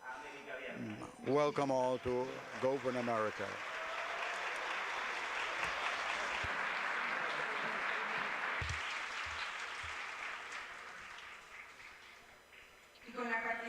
And with Mr. Fabricio Zaffarini's participation, we would like to end this first panel, the opening panel of Open America 2022. Please, I would like to ask the panelists to get together here in front of the stage so that the press may have a chance to take a picture of you all together.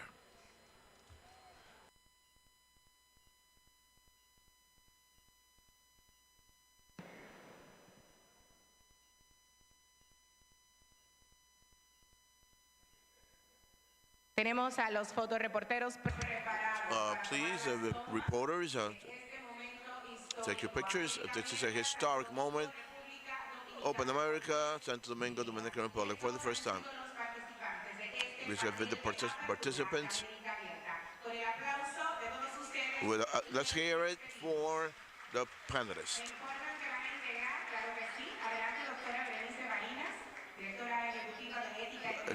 Melissa Verinas, please.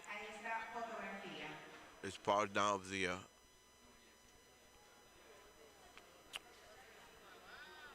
group.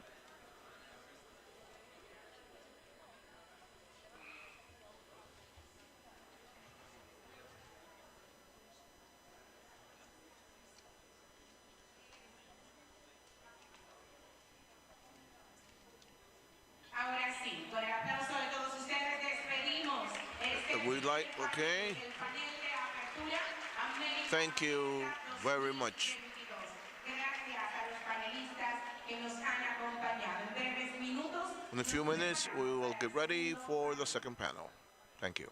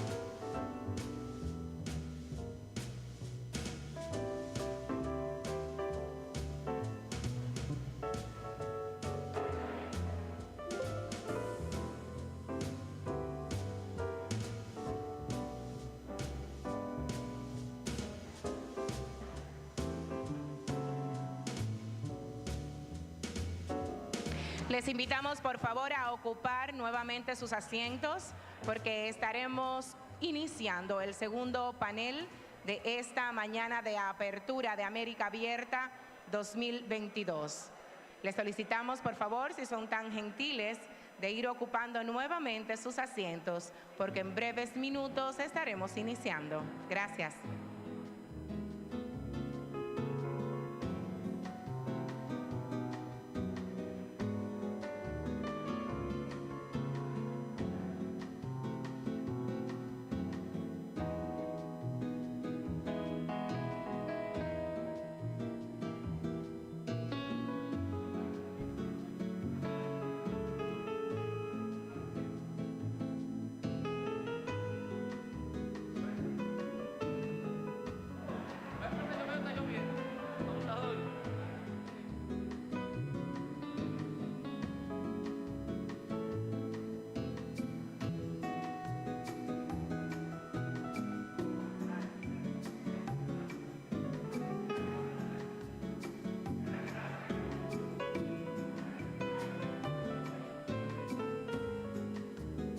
Les solicitamos por favor nuevamente ir ocupando sus asientos. Gracias.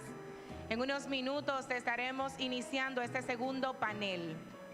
Por favor, al personal de la producción y de protocolo que nos asistan en este momento para que todos los participantes ocupen sus asientos. Muchísimas gracias.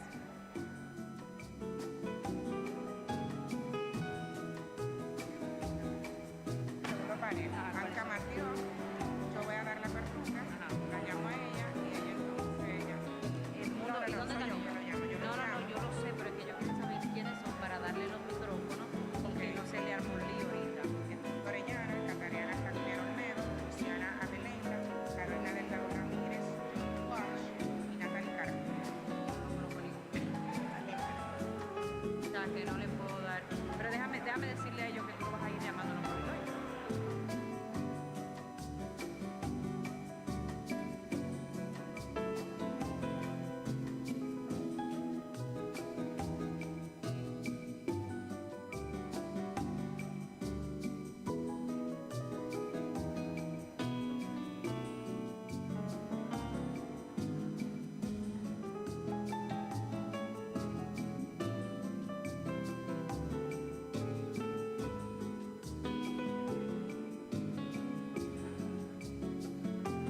Yo lo mandé a guardar.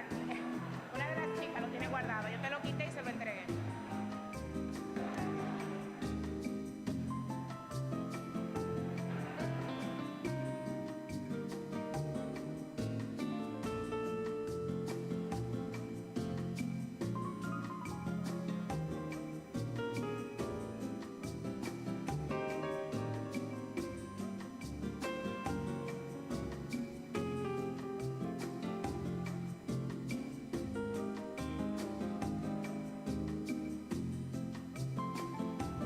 Nuevamente.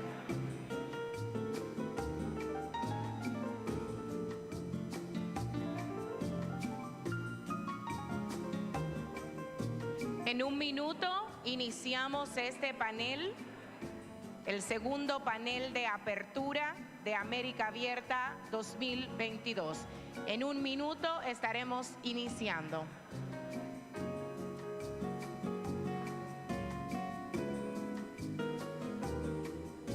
One minute to start, 1 minute.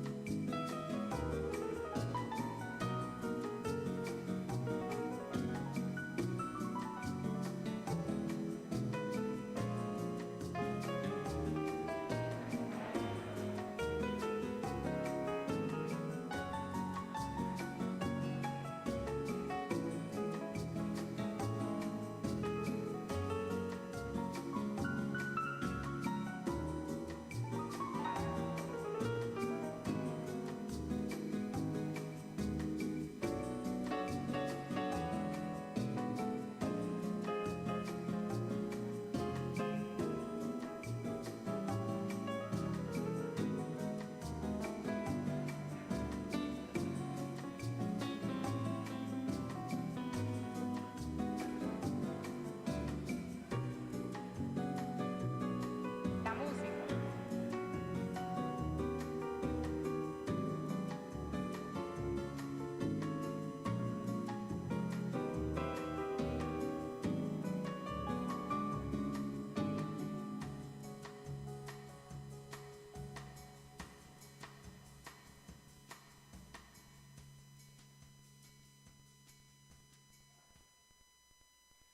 En este momento procedemos a nuestro siguiente panel.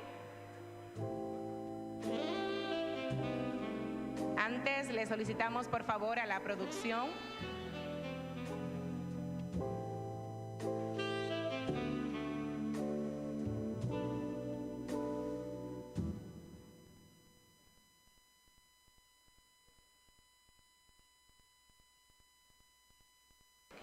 A continuación, señoras y señores, procedemos a nuestro siguiente panel denominado The next panel, Open America, a regional look, in which we will have well-known members of the government, civil society, philanthropy, development, would like to share those perspectives and open data in America. First of all, we'd like to inform you that this panel will also have simultaneous simultaneous interpretation. We would like to ask Anna Matiok, Speaker Anna Matiok, founder and director of the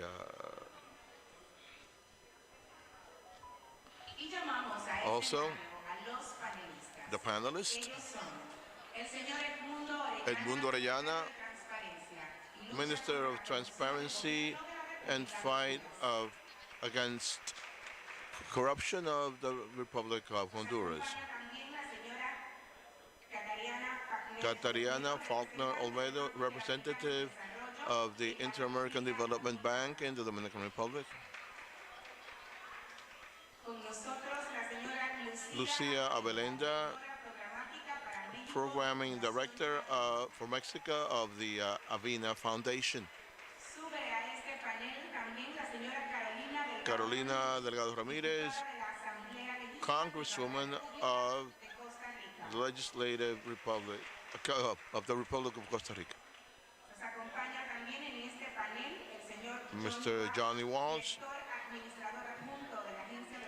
Director of the USAID, United States USAID, and Natalia Carfy, the Executive Director of the International Letter of Open Data, ODC.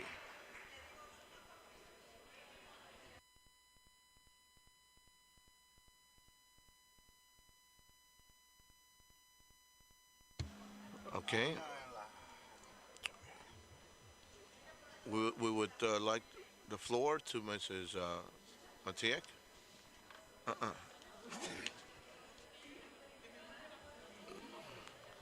Okay. Hello, good morning. How are you? Welcome to Open America. Here we are today with a great panel which will talk to us about the future of Open America.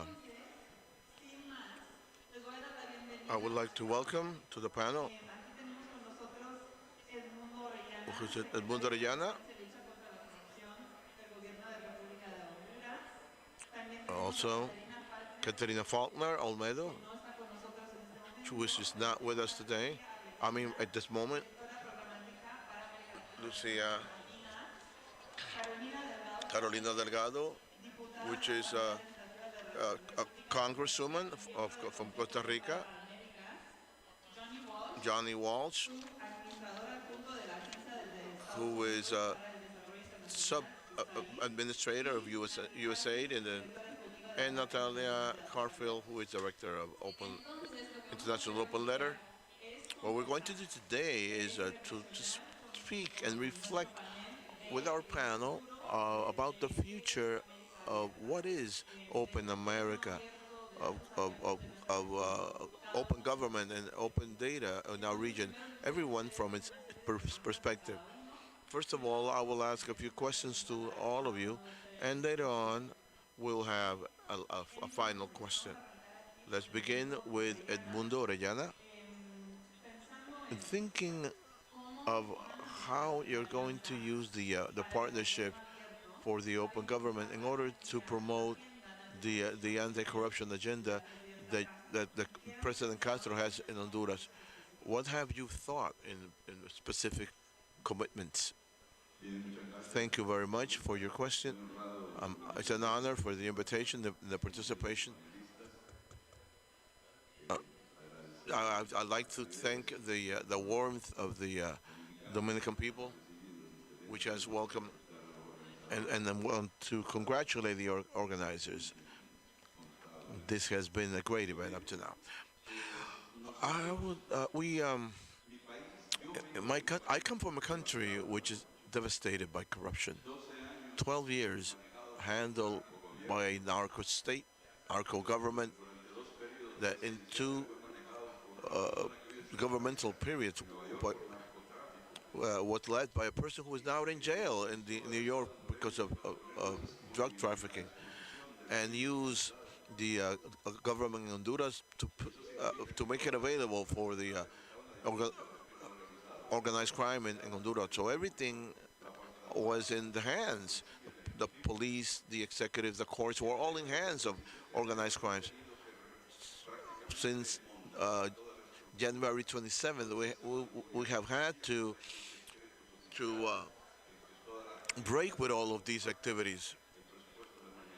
The budgets was handled as a secret of state. The trust of the bank trust, the trust in the state. Everything was handled by corruption.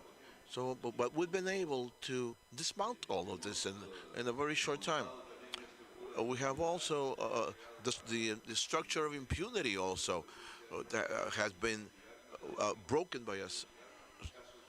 Nothing went to court before we had this in our hands. The courts were responsible for determining if there was a crime or not, and under the past circumstances, it was impossible. The president of the country created the Ministry of Transparency and Fight Against Corruption, and made it responsible for to create the outlines for this topic, and made us responsible to elaborate the transparency strategy. We have made this with the civil society and with the academies. For the first time in Honduras, a transparency proposal comes from the society to the government, the civil society to the academy to the government. So it was presented to the president of the republic. All the groups participated: the women, the Aborigines, the Indians, the LGBT groups. All of these, without any exception, participated. But also the academy was always present. We have also held several events in meetings of open governments. This initiative has been very important for us because we have learned things. For years, myself, I had been working in the private sector, so I didn't know about this. But I have learned a lot, and this is why I'm here, because I want to go back to my country with new ideas and promote all of these initiatives, so that this has served us to develop the transparency agenda and to try to establish an international mechanism against corruption, precisely to pursue, to follow, to try to break with this corruption of our previous government and even the current government. And this is the will of the new president. So we have advanced a lot. We have internal control of the administration through the committees that are being established in every ministry of the state, which periodically inform of the decisions of the budget. And this has allowed us to detect any irregularity and see how we can improve, and also avoid cases which we will have to repress, like in the case of corruptions. We are strengthening the preventive control with which we hope to avoid of the cause that implies the repression of corruptions, which involves jails, courts, etc. We also have the purchase system of the state, and for the first time we are opening the system to the micro and small businesses that were excluded, with the principle of inclusion, because we are aware that the national economy in our country is basically sustained by micro and businessmen and small businessmen. there are more than 300,000 businesses that are incorporating themselves to the process of purchases in the state, which is the greatest buyer that exists in the country. So this financial injection that we will have with all of these groups will allow the economy to grow and also allow that we make the processes more transparent and open to the public so that everybody can see how we have made our contracts. This has been done in only 7 months. So I believe that this is a great achievement of the President of the Republic. It's difficult to do, but she has done it. Definitely a great achievement. Thank you. We would like to welcome Katrina Faulkner. As a representative of the International Development Bank, how is the IDB supporting the agenda in the region and in the Dominican Republic?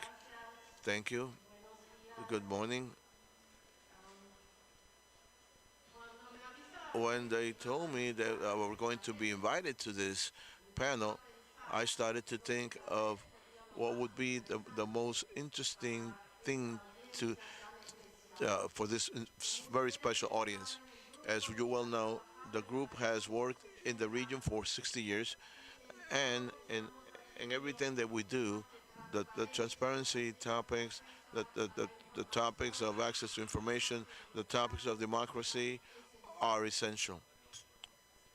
So I thought that that instead of talking about projects that we are financing, that may instead speak of what we have seen and what really works. In everything that we have done, we could identify that there are some elements that, in one way or another, have allowed us predict if this agenda will be successful or not. And what have we found? I would like to summarize it in 5 points. I believe that somebody in the morning spoke about 5 points. The first one, and we heard it from President Abinader and from Milagros Bosch, is very important. That is that the government, that the country, is convinced that an open government is the way of handling, of managing a country. And this conviction cannot be in this high level. It has to come down in each sector, in which each ministry, in each person that works for the good of the country. Second, and also mentioned in the morning, the most important thing is to listen. And we all say, well, yes, I listen to this, I listen to that. But I mean, really listen, actively listen, look in their eyes, have a dialogue, and wanting to learn of a young man, of an old person, of a vulnerable person, to listen, to learn what they need. What is an open government for them? It takes time. It isn't easy. About a week ago, Milagros Bosch invited me to a meeting with students. They were all sitting there, and I also sat to listen and really listen. What does this new generation expects of this 50% of our population that tomorrow will be holding power? And this we cannot minimize. The third topic, the third point, is to create solutions. It cannot be bureaucratic solutions. The people doesn't want to wait. It has to be pragmatic solutions, but effective ones. And why is this so difficult? Because the solutions are simple, but the basis has to be solid. And to find good data is not easy. We need solid foundations. We have to put up our sleeves and to try to find and what is really happening and and and to which we can react. Once we have found these solutions, as a next step is the feedback. We like to have a new systems and break the ribbon and then when we go back to the room to our houses, when we return 5 years later, it's not working. We have to see what really works. How can I improve that? How can I improve what you expected? And finally, we cannot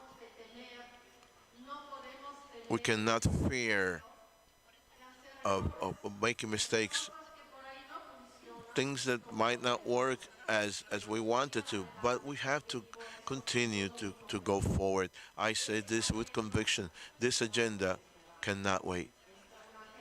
This is today's agenda, and we will do everything we can to promote it as much as possible. And here in the Dominican Republic, as you have seen, there is no more partner for this agenda. Thank you so much.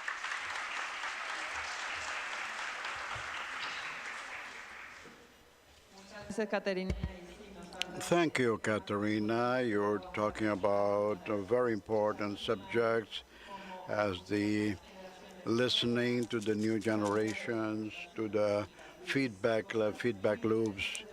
Very interesting things that we have to take account during the next 2 days. We continue with the foundation, Abina Foundation. One of the challenges that the democracies of the region faces are what are they doing in line to resolve those challenges. When the panel was being prepared, that independently of the subject, we could not think of the democracy of Abina without this community. 10 years ago, we found a route to how to work democracy jointly with you. And this process, the first that it taught us was that we cannot only have one eyeglasses. We need a joint view. If we don't have several actors in place, it will not work. We've had many governments that have opened the doors in the region. Mexico, Uruguay, Chile, Costa Rica, Ecuador. And there is not a civil society deliberating that takes that actions and make them theirs to make them impact. If they don't, it won't work. It's very difficult to have, if we don't have a government that is not decided to sit on the table. We have to congratulate in Abralatam, and we hope it will be institutionalized. It's a great opportunity for the region and the community. Thinking in our work in the region, we have speaking words to generate community, to allow the governments and the civil society to share experiences, and not feeling alone in the route to opening. Thinking that a government of subnational level in Bolivia or in Mexico or Uruguay or Dominican Republic could be similar and can share experiences that join us to achieve general solutions. We have to understand that there are many voices that we have to hear on the table. And we have to work every day for more organizations and groups that are not here today find their way to this space, because they will benefit as well as us. That's the route that we have taken in this process. thinking that it's indispensable to work in models without thinking of newspaper, media, without leaving aside technology, but taking into account the social movements and the liberating people of the streets, finding the space for dialogues with the government, and independently of the subjects, after 10 years working with this, is that the formula is in the collaboration, in the opening and hearing, in the joint work, and to be able to sit down at the table to discuss more open region.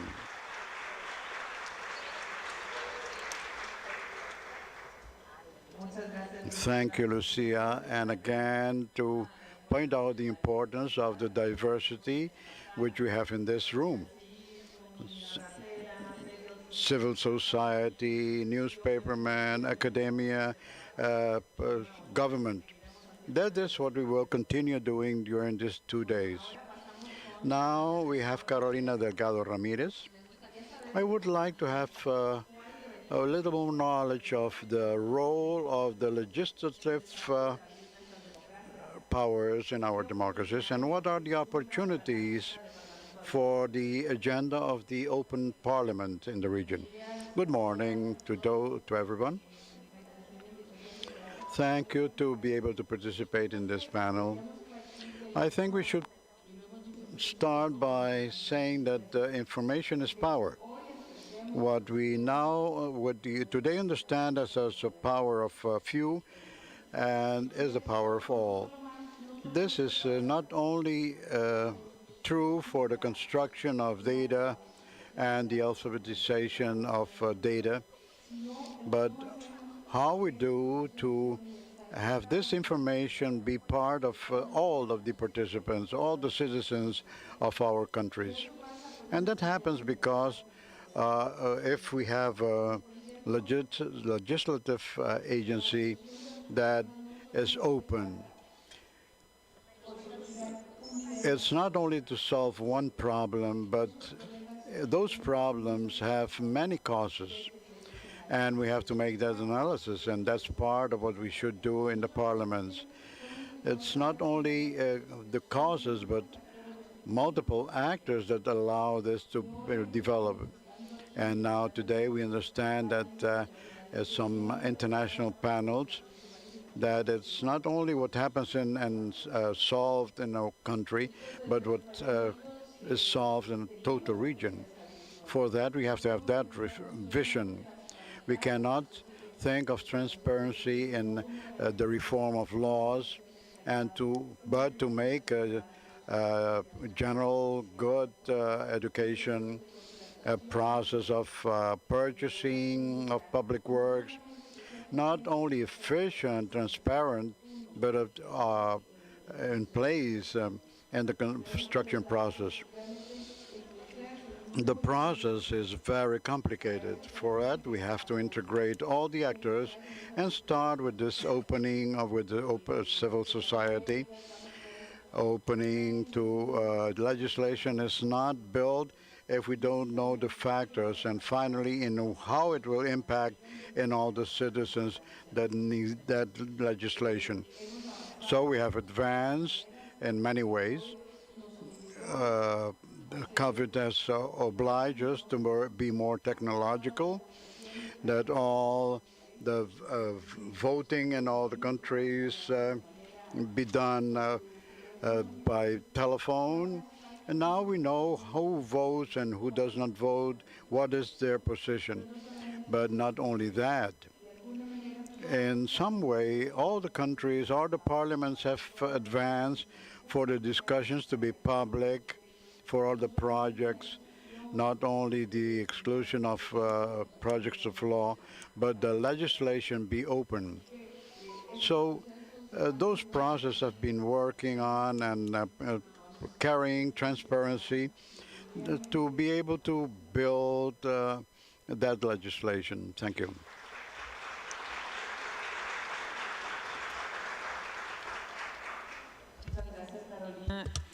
Thank you, Carolina, and for underlining the importance of understanding the problems, understanding the factors, because sometimes we come up with very easy solutions when the problems are really a lot more complex. Now we'll listen to Johnny Walsh from USAID. Historically, USAID has promoted synergies for the agenda of institutions and open governments, and most recently it has doubled its commitment in the Summit for Democracy in order to improve those commitments. So how has the USAID supported these agendas in the region and especially in the Dominican Republic? It's such an honor to be here with such an amazing panel. I want to first apologize for being virtually the only English speaker in this entire event. And I'm mortified that I spent my language learning years on languages that are completely unhelpful for me today. I just want to beg your indulgence that I have 2 small daughters whose education is entirely in Spanish right now. So if you can be patient for a few decades, it's our way of contributing to a world where our children make it further than we do. I'll turn to your question in a minute. I just want to say, listening to the speakers this morning, how sincerely and genuinely inspired I feel right now. So I lead the democracy and human rights effort at USAID, God help me. And the story that we hear over and over in that space is of democratic backsliding around the world, 16 straight years of authoritarianism creeping in. And that's true in its way, and it's very serious. But I'm convinced that the real story in the world today is not the tricky games that authoritarians are playing, but it's the groundswell of much wider popular enthusiasm for democratic practices, for anti-corruption, of the sort that we saw in the protest movement here, in the movement that President Abinader and his amazing government have led since coming into office, the voters who voted for change in Honduras, the values that Costa Rica has just embodied for decades and decades. And so to be surrounded by such reform-minded leaders, especially in the context of OGP, which is just a towering example of, it's more than an organization, it's a movement that picked a crucial pillar of democracy, and I mean beyond OGP, it's the open government, open data community, and that it picked such an important pillar and has rolled up its sleeves for more than a decade to do the hard work, I mean all over the world, but certainly in Latin America, the Western Hemisphere, to make democracy work better and be more transparent and trustworthy. I wish that we could create that model on other crucial pillars of democracy, and so just thank you for letting me be a part of it here. To your question, I'll speak a little bit about what USAID does on OGP, and then a little bit about the Summit for Democracy, which I help lead within the US government. On OGP, I mean, we're active all over the world. We've supported the implementation of OGP commitments and action plans in more than 20 countries. I know it's more than $45 million since 2015 going in to assist these programs. The total amount is surely even more than that. It depends how one does the math. I don't think that was me, but it might have been. For example, I mean, in Colombia, we've been very active. We've had 2 principal activities involved in supporting OGP implementation. The first is supporting the national government, also a variety of subnational governments, to comply with their commitments, and to help local partners, civil society, to monitor implementation, ensure everyone is held accountable. And on using technology, of course, to publish data on public procurements, which is such a crucial pillar of the entire effort. We also in Colombia do something, thank you. We'll see if it's better, or if it's me all along. A common model for us is also to focus tightly on a geographic area where change seems especially important. So in Colombia, for example, the city of Buenaventura, it's a Pacific port city, as probably all of you, many of you have been there and I have not, I regret. But we've helped the mayor and the city council collect information and public views through a public data platform that has, in the classic manner of the program generally, increased transparency and we hope increased public trust in their government. In Mexico, we have worked with the Federal Transparency Institute to create local OGP secretariats, kind of modeled on the larger one, in 15 different states. And last year we started moving that model to cities, such that the entire project gets localized and hopefully comes closer to meeting people where they live. In Peru, I would note that we've been very focused on transparency in the extractive industries. And so, for example, working with the Ministry of Energy and Mining to develop, again, an online portal so that there's better reporting of revenue from the extractive industry. We've worked with the Prime Minister's office, also in Peru, to publish the agreements that the government and companies reach with local communities so that there's greater transparency on exactly what was agreed with those communities before extraction starts. I could give many more examples, and I'll spare you the entire brag sheet of what we would love to I think, rightly boast about in how we've tried to be helpful. But it involves helping with national action plans in many countries, providing technical assistance where we can. I'd be remiss if I didn't mention that here in the Dominican Republic, we have had amazing partners in the government and civil society, helping with the revisions to the public procurement law, which is reaching its culmination as the draft law, I understand, is ready to be submitted to Congress soon. I think I would take from all of that USAID, the US government, doesn't drive any of this. We don't have the endless resources to fundamentally be at the root of it, and of course we don't want to be, because I think the magic of the open government, open data community is that it's self-generating, it's grassroots, it lives on its own. And I think when there are, as here, when there are committed local partners, we have resources and creativity and can be useful to help realize an idea. That's OGP. I don't want to go for too long, you've been patient with me already. But on Summit for Democracy, just to touch on the relevance of it, I would stand back and ask, why is it useful to have a Summit for Democracy? And I'd say quickly it's three things. One is to have an event that focuses the attention of the world and brings us together as democratic actors. Again, at a moment where there can be temptation to give in to cynicism about the creeping authoritarianism, about all the shortcomings that democracy has to work through, and to have a moment like that. So I think that the first summit was reasonably successful at that. I would say one thing we fell short on was not putting enough of an explicit spotlight in the actual program of the event on open government and open data, which is just a result of so many things that we were trying to focus on. But I think as we get ready for a second summit early next year, we can think more about that, and I think we have partners in doing so. Second, as with any summit, the value is in what you can use that deadline to get done. And so within the US government, it allowed us to radically increase the amount of democracy and anti-corruption assistance that we put out into the world. And I won't go into the bureaucratics of why that was necessary, but it did mean that we now have such a vaster toolkit to help countries fight corruption, to help democratic openings succeed and thrive when they occur. And I think, especially in Dominican Republic, we have been using these tools. It's been one of the first countries we've turned to try and use these new tools. I would commend the Dominican Republic for jumping on the summit process, and I know they've committed to lead a rule of law, we call it democracy cohort on the rule of law, which is gathering a bunch of countries to make commitments together ahead of the second summit on how they can strengthen the rule of law.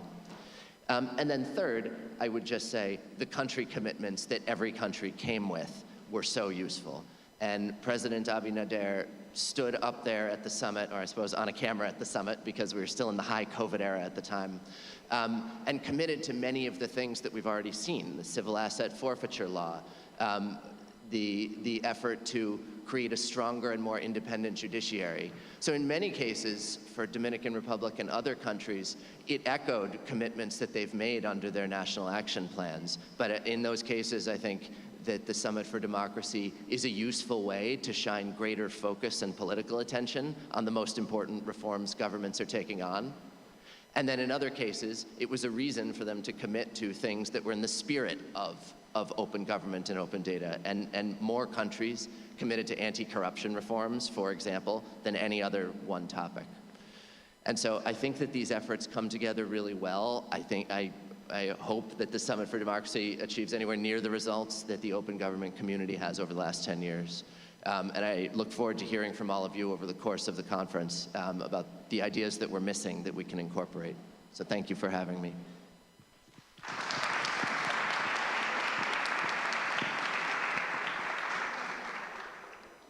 Thank you, Gianni. Muchas gracias por compartirnos. Thank you for sharing what you're doing in USAID and what you've learned in such an open way. Now, Natalia Carfi, congratulations for your recent incorporation to the Directive OGPA Executive Board. And from your two heads of OGP and ODC, the question I have, what are the main challenges that you have for the opening of the Open Data Agency? First of all, thank you for the invitation for the hosting country. Fantastic, everything okay. And I would like to make a comment before about AbreLatam. Beyond my youth, I'm a veteran in AbreLatam. The first one that participated, there were a lot of hands, and that made me very happy. The community is growing and expanding in spite of the 2 years that we've had of the quarantine. It has been a challenge for those who moderated sessions because, as Fabricio said, it is the AbreLatam, the greatest AbreLatam of the history. And this community is taking very seriously the opening, and those who are more veterans who are here to help the initiatives that are being leading now and that can be grown during time. So you have all my support. Obviously, the challenges, some years ago, 3 years ago, we published, the State of Open Data was published, which is a gathering of where the open data was, and 10 years of development. And we were able to gather what was the overall result. We also gathered the challenges that we are still facing.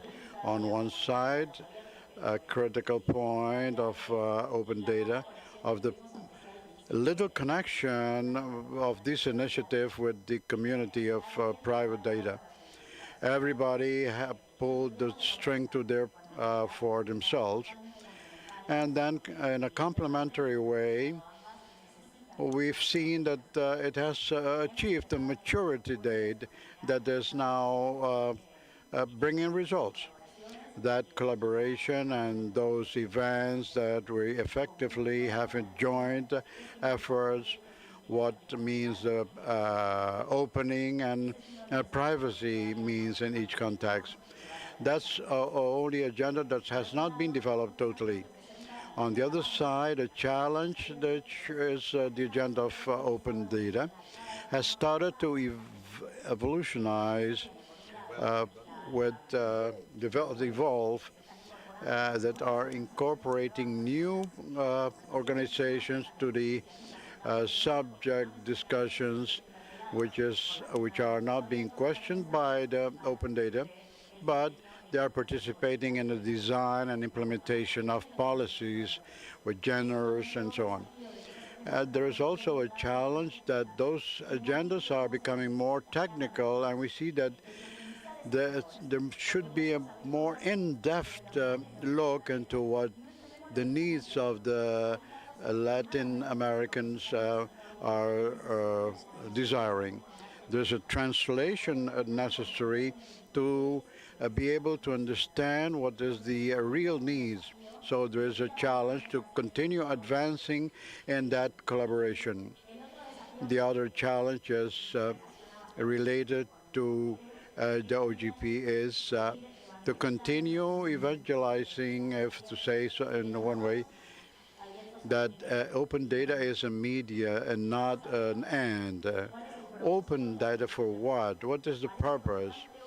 It is obvious, but we still know that there are not a lot of initiatives that to have a portal.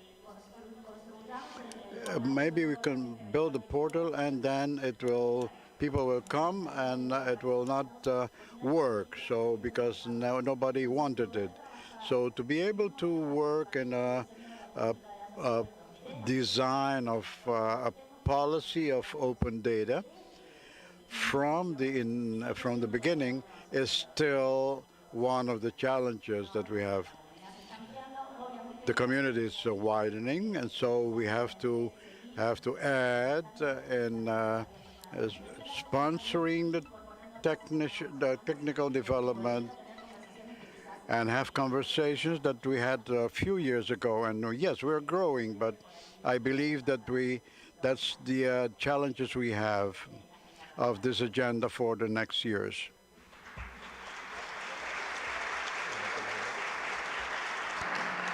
Muchas gracias. Thank you, Nancy.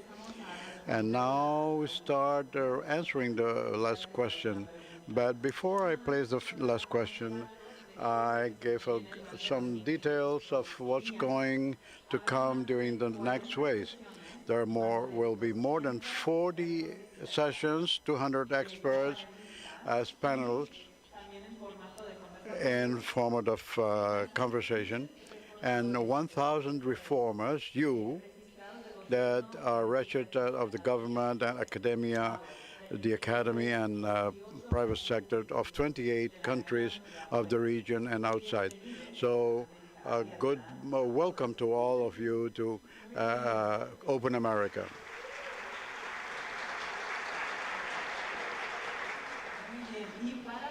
And to prepare us for these 2 days, I have a last question for our panel. We started with the world, and we will continue in Q. Thinking of Open America, what we will be treating during this subject, what subject will have the largest attention? What are the most important subjects we have to discuss in Open America? From my particular interest of my country, as I said, purchasing data and government, open government, of course, as they are emphasized, and gender from participation, inclusion.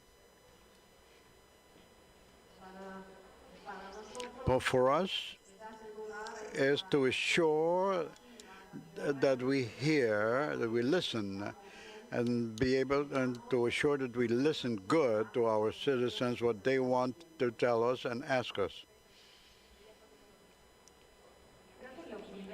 I think that the first thing is to give time to enjoy. There's 2 more years that we haven't had. We have to enjoy this, the vibration of this community, what has happened the last 10 years, that Latin America is the community that is more open to data, that there is a lot that we have to celebrate in advance. And there's also a question. During many years, we've been talking about open data. And I think that today we have to think of how we talk for the strengthening of our democracy, how we think in an open frame, how we include new actors. And the other thing is the narration, how to put history beside those data. What we do that to transcend to those that we are sitting here.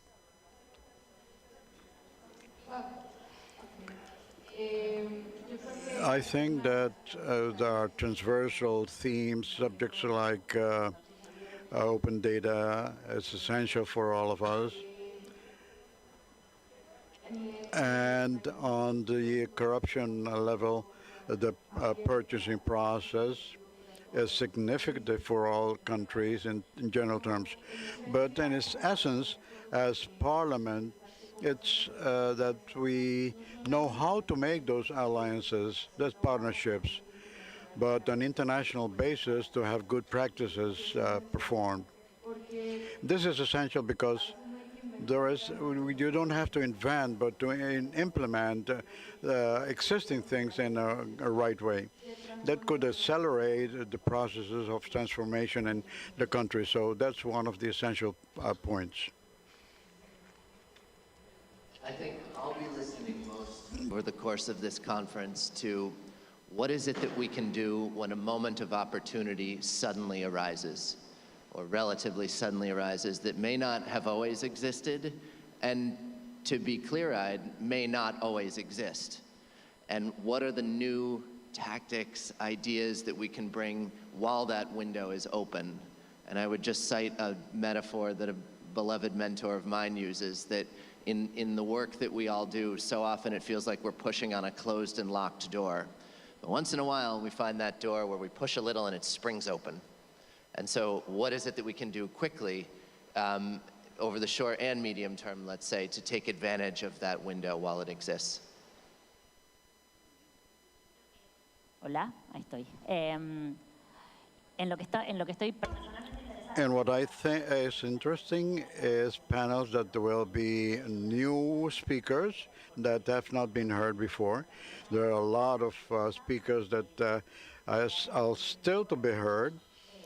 And obviously, the strategic plan for the development of general climate and anti-corruption, and that we will be having speakers on, especially from the ODC, and contact the new persons that are coming to the community and what they have to say. Well, very well. Durante estos días, desde We have to have several things to have in human rights, gender, connecting open data with open government that lacks once in a while, how to improve as a community the hearing, how we can collaborate in our countries, in our sectors, and without ado, I again welcome you to all. Thank you to the panel members and an applause for them.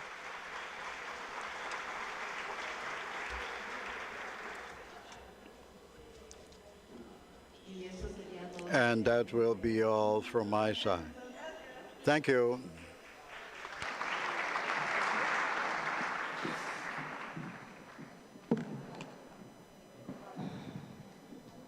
Muchísimas gracias a Anca y a los panelistas que nos han acompañado. No se me retiren todavía. Es importante decirles a todos que sus perspectivas e insumos son muy valiosos para impulsar la agenda de Estado abierto en la región.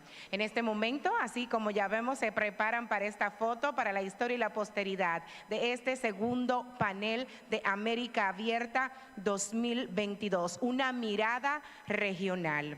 Con esto damos por finalizada la apertura de América Abierta 2022.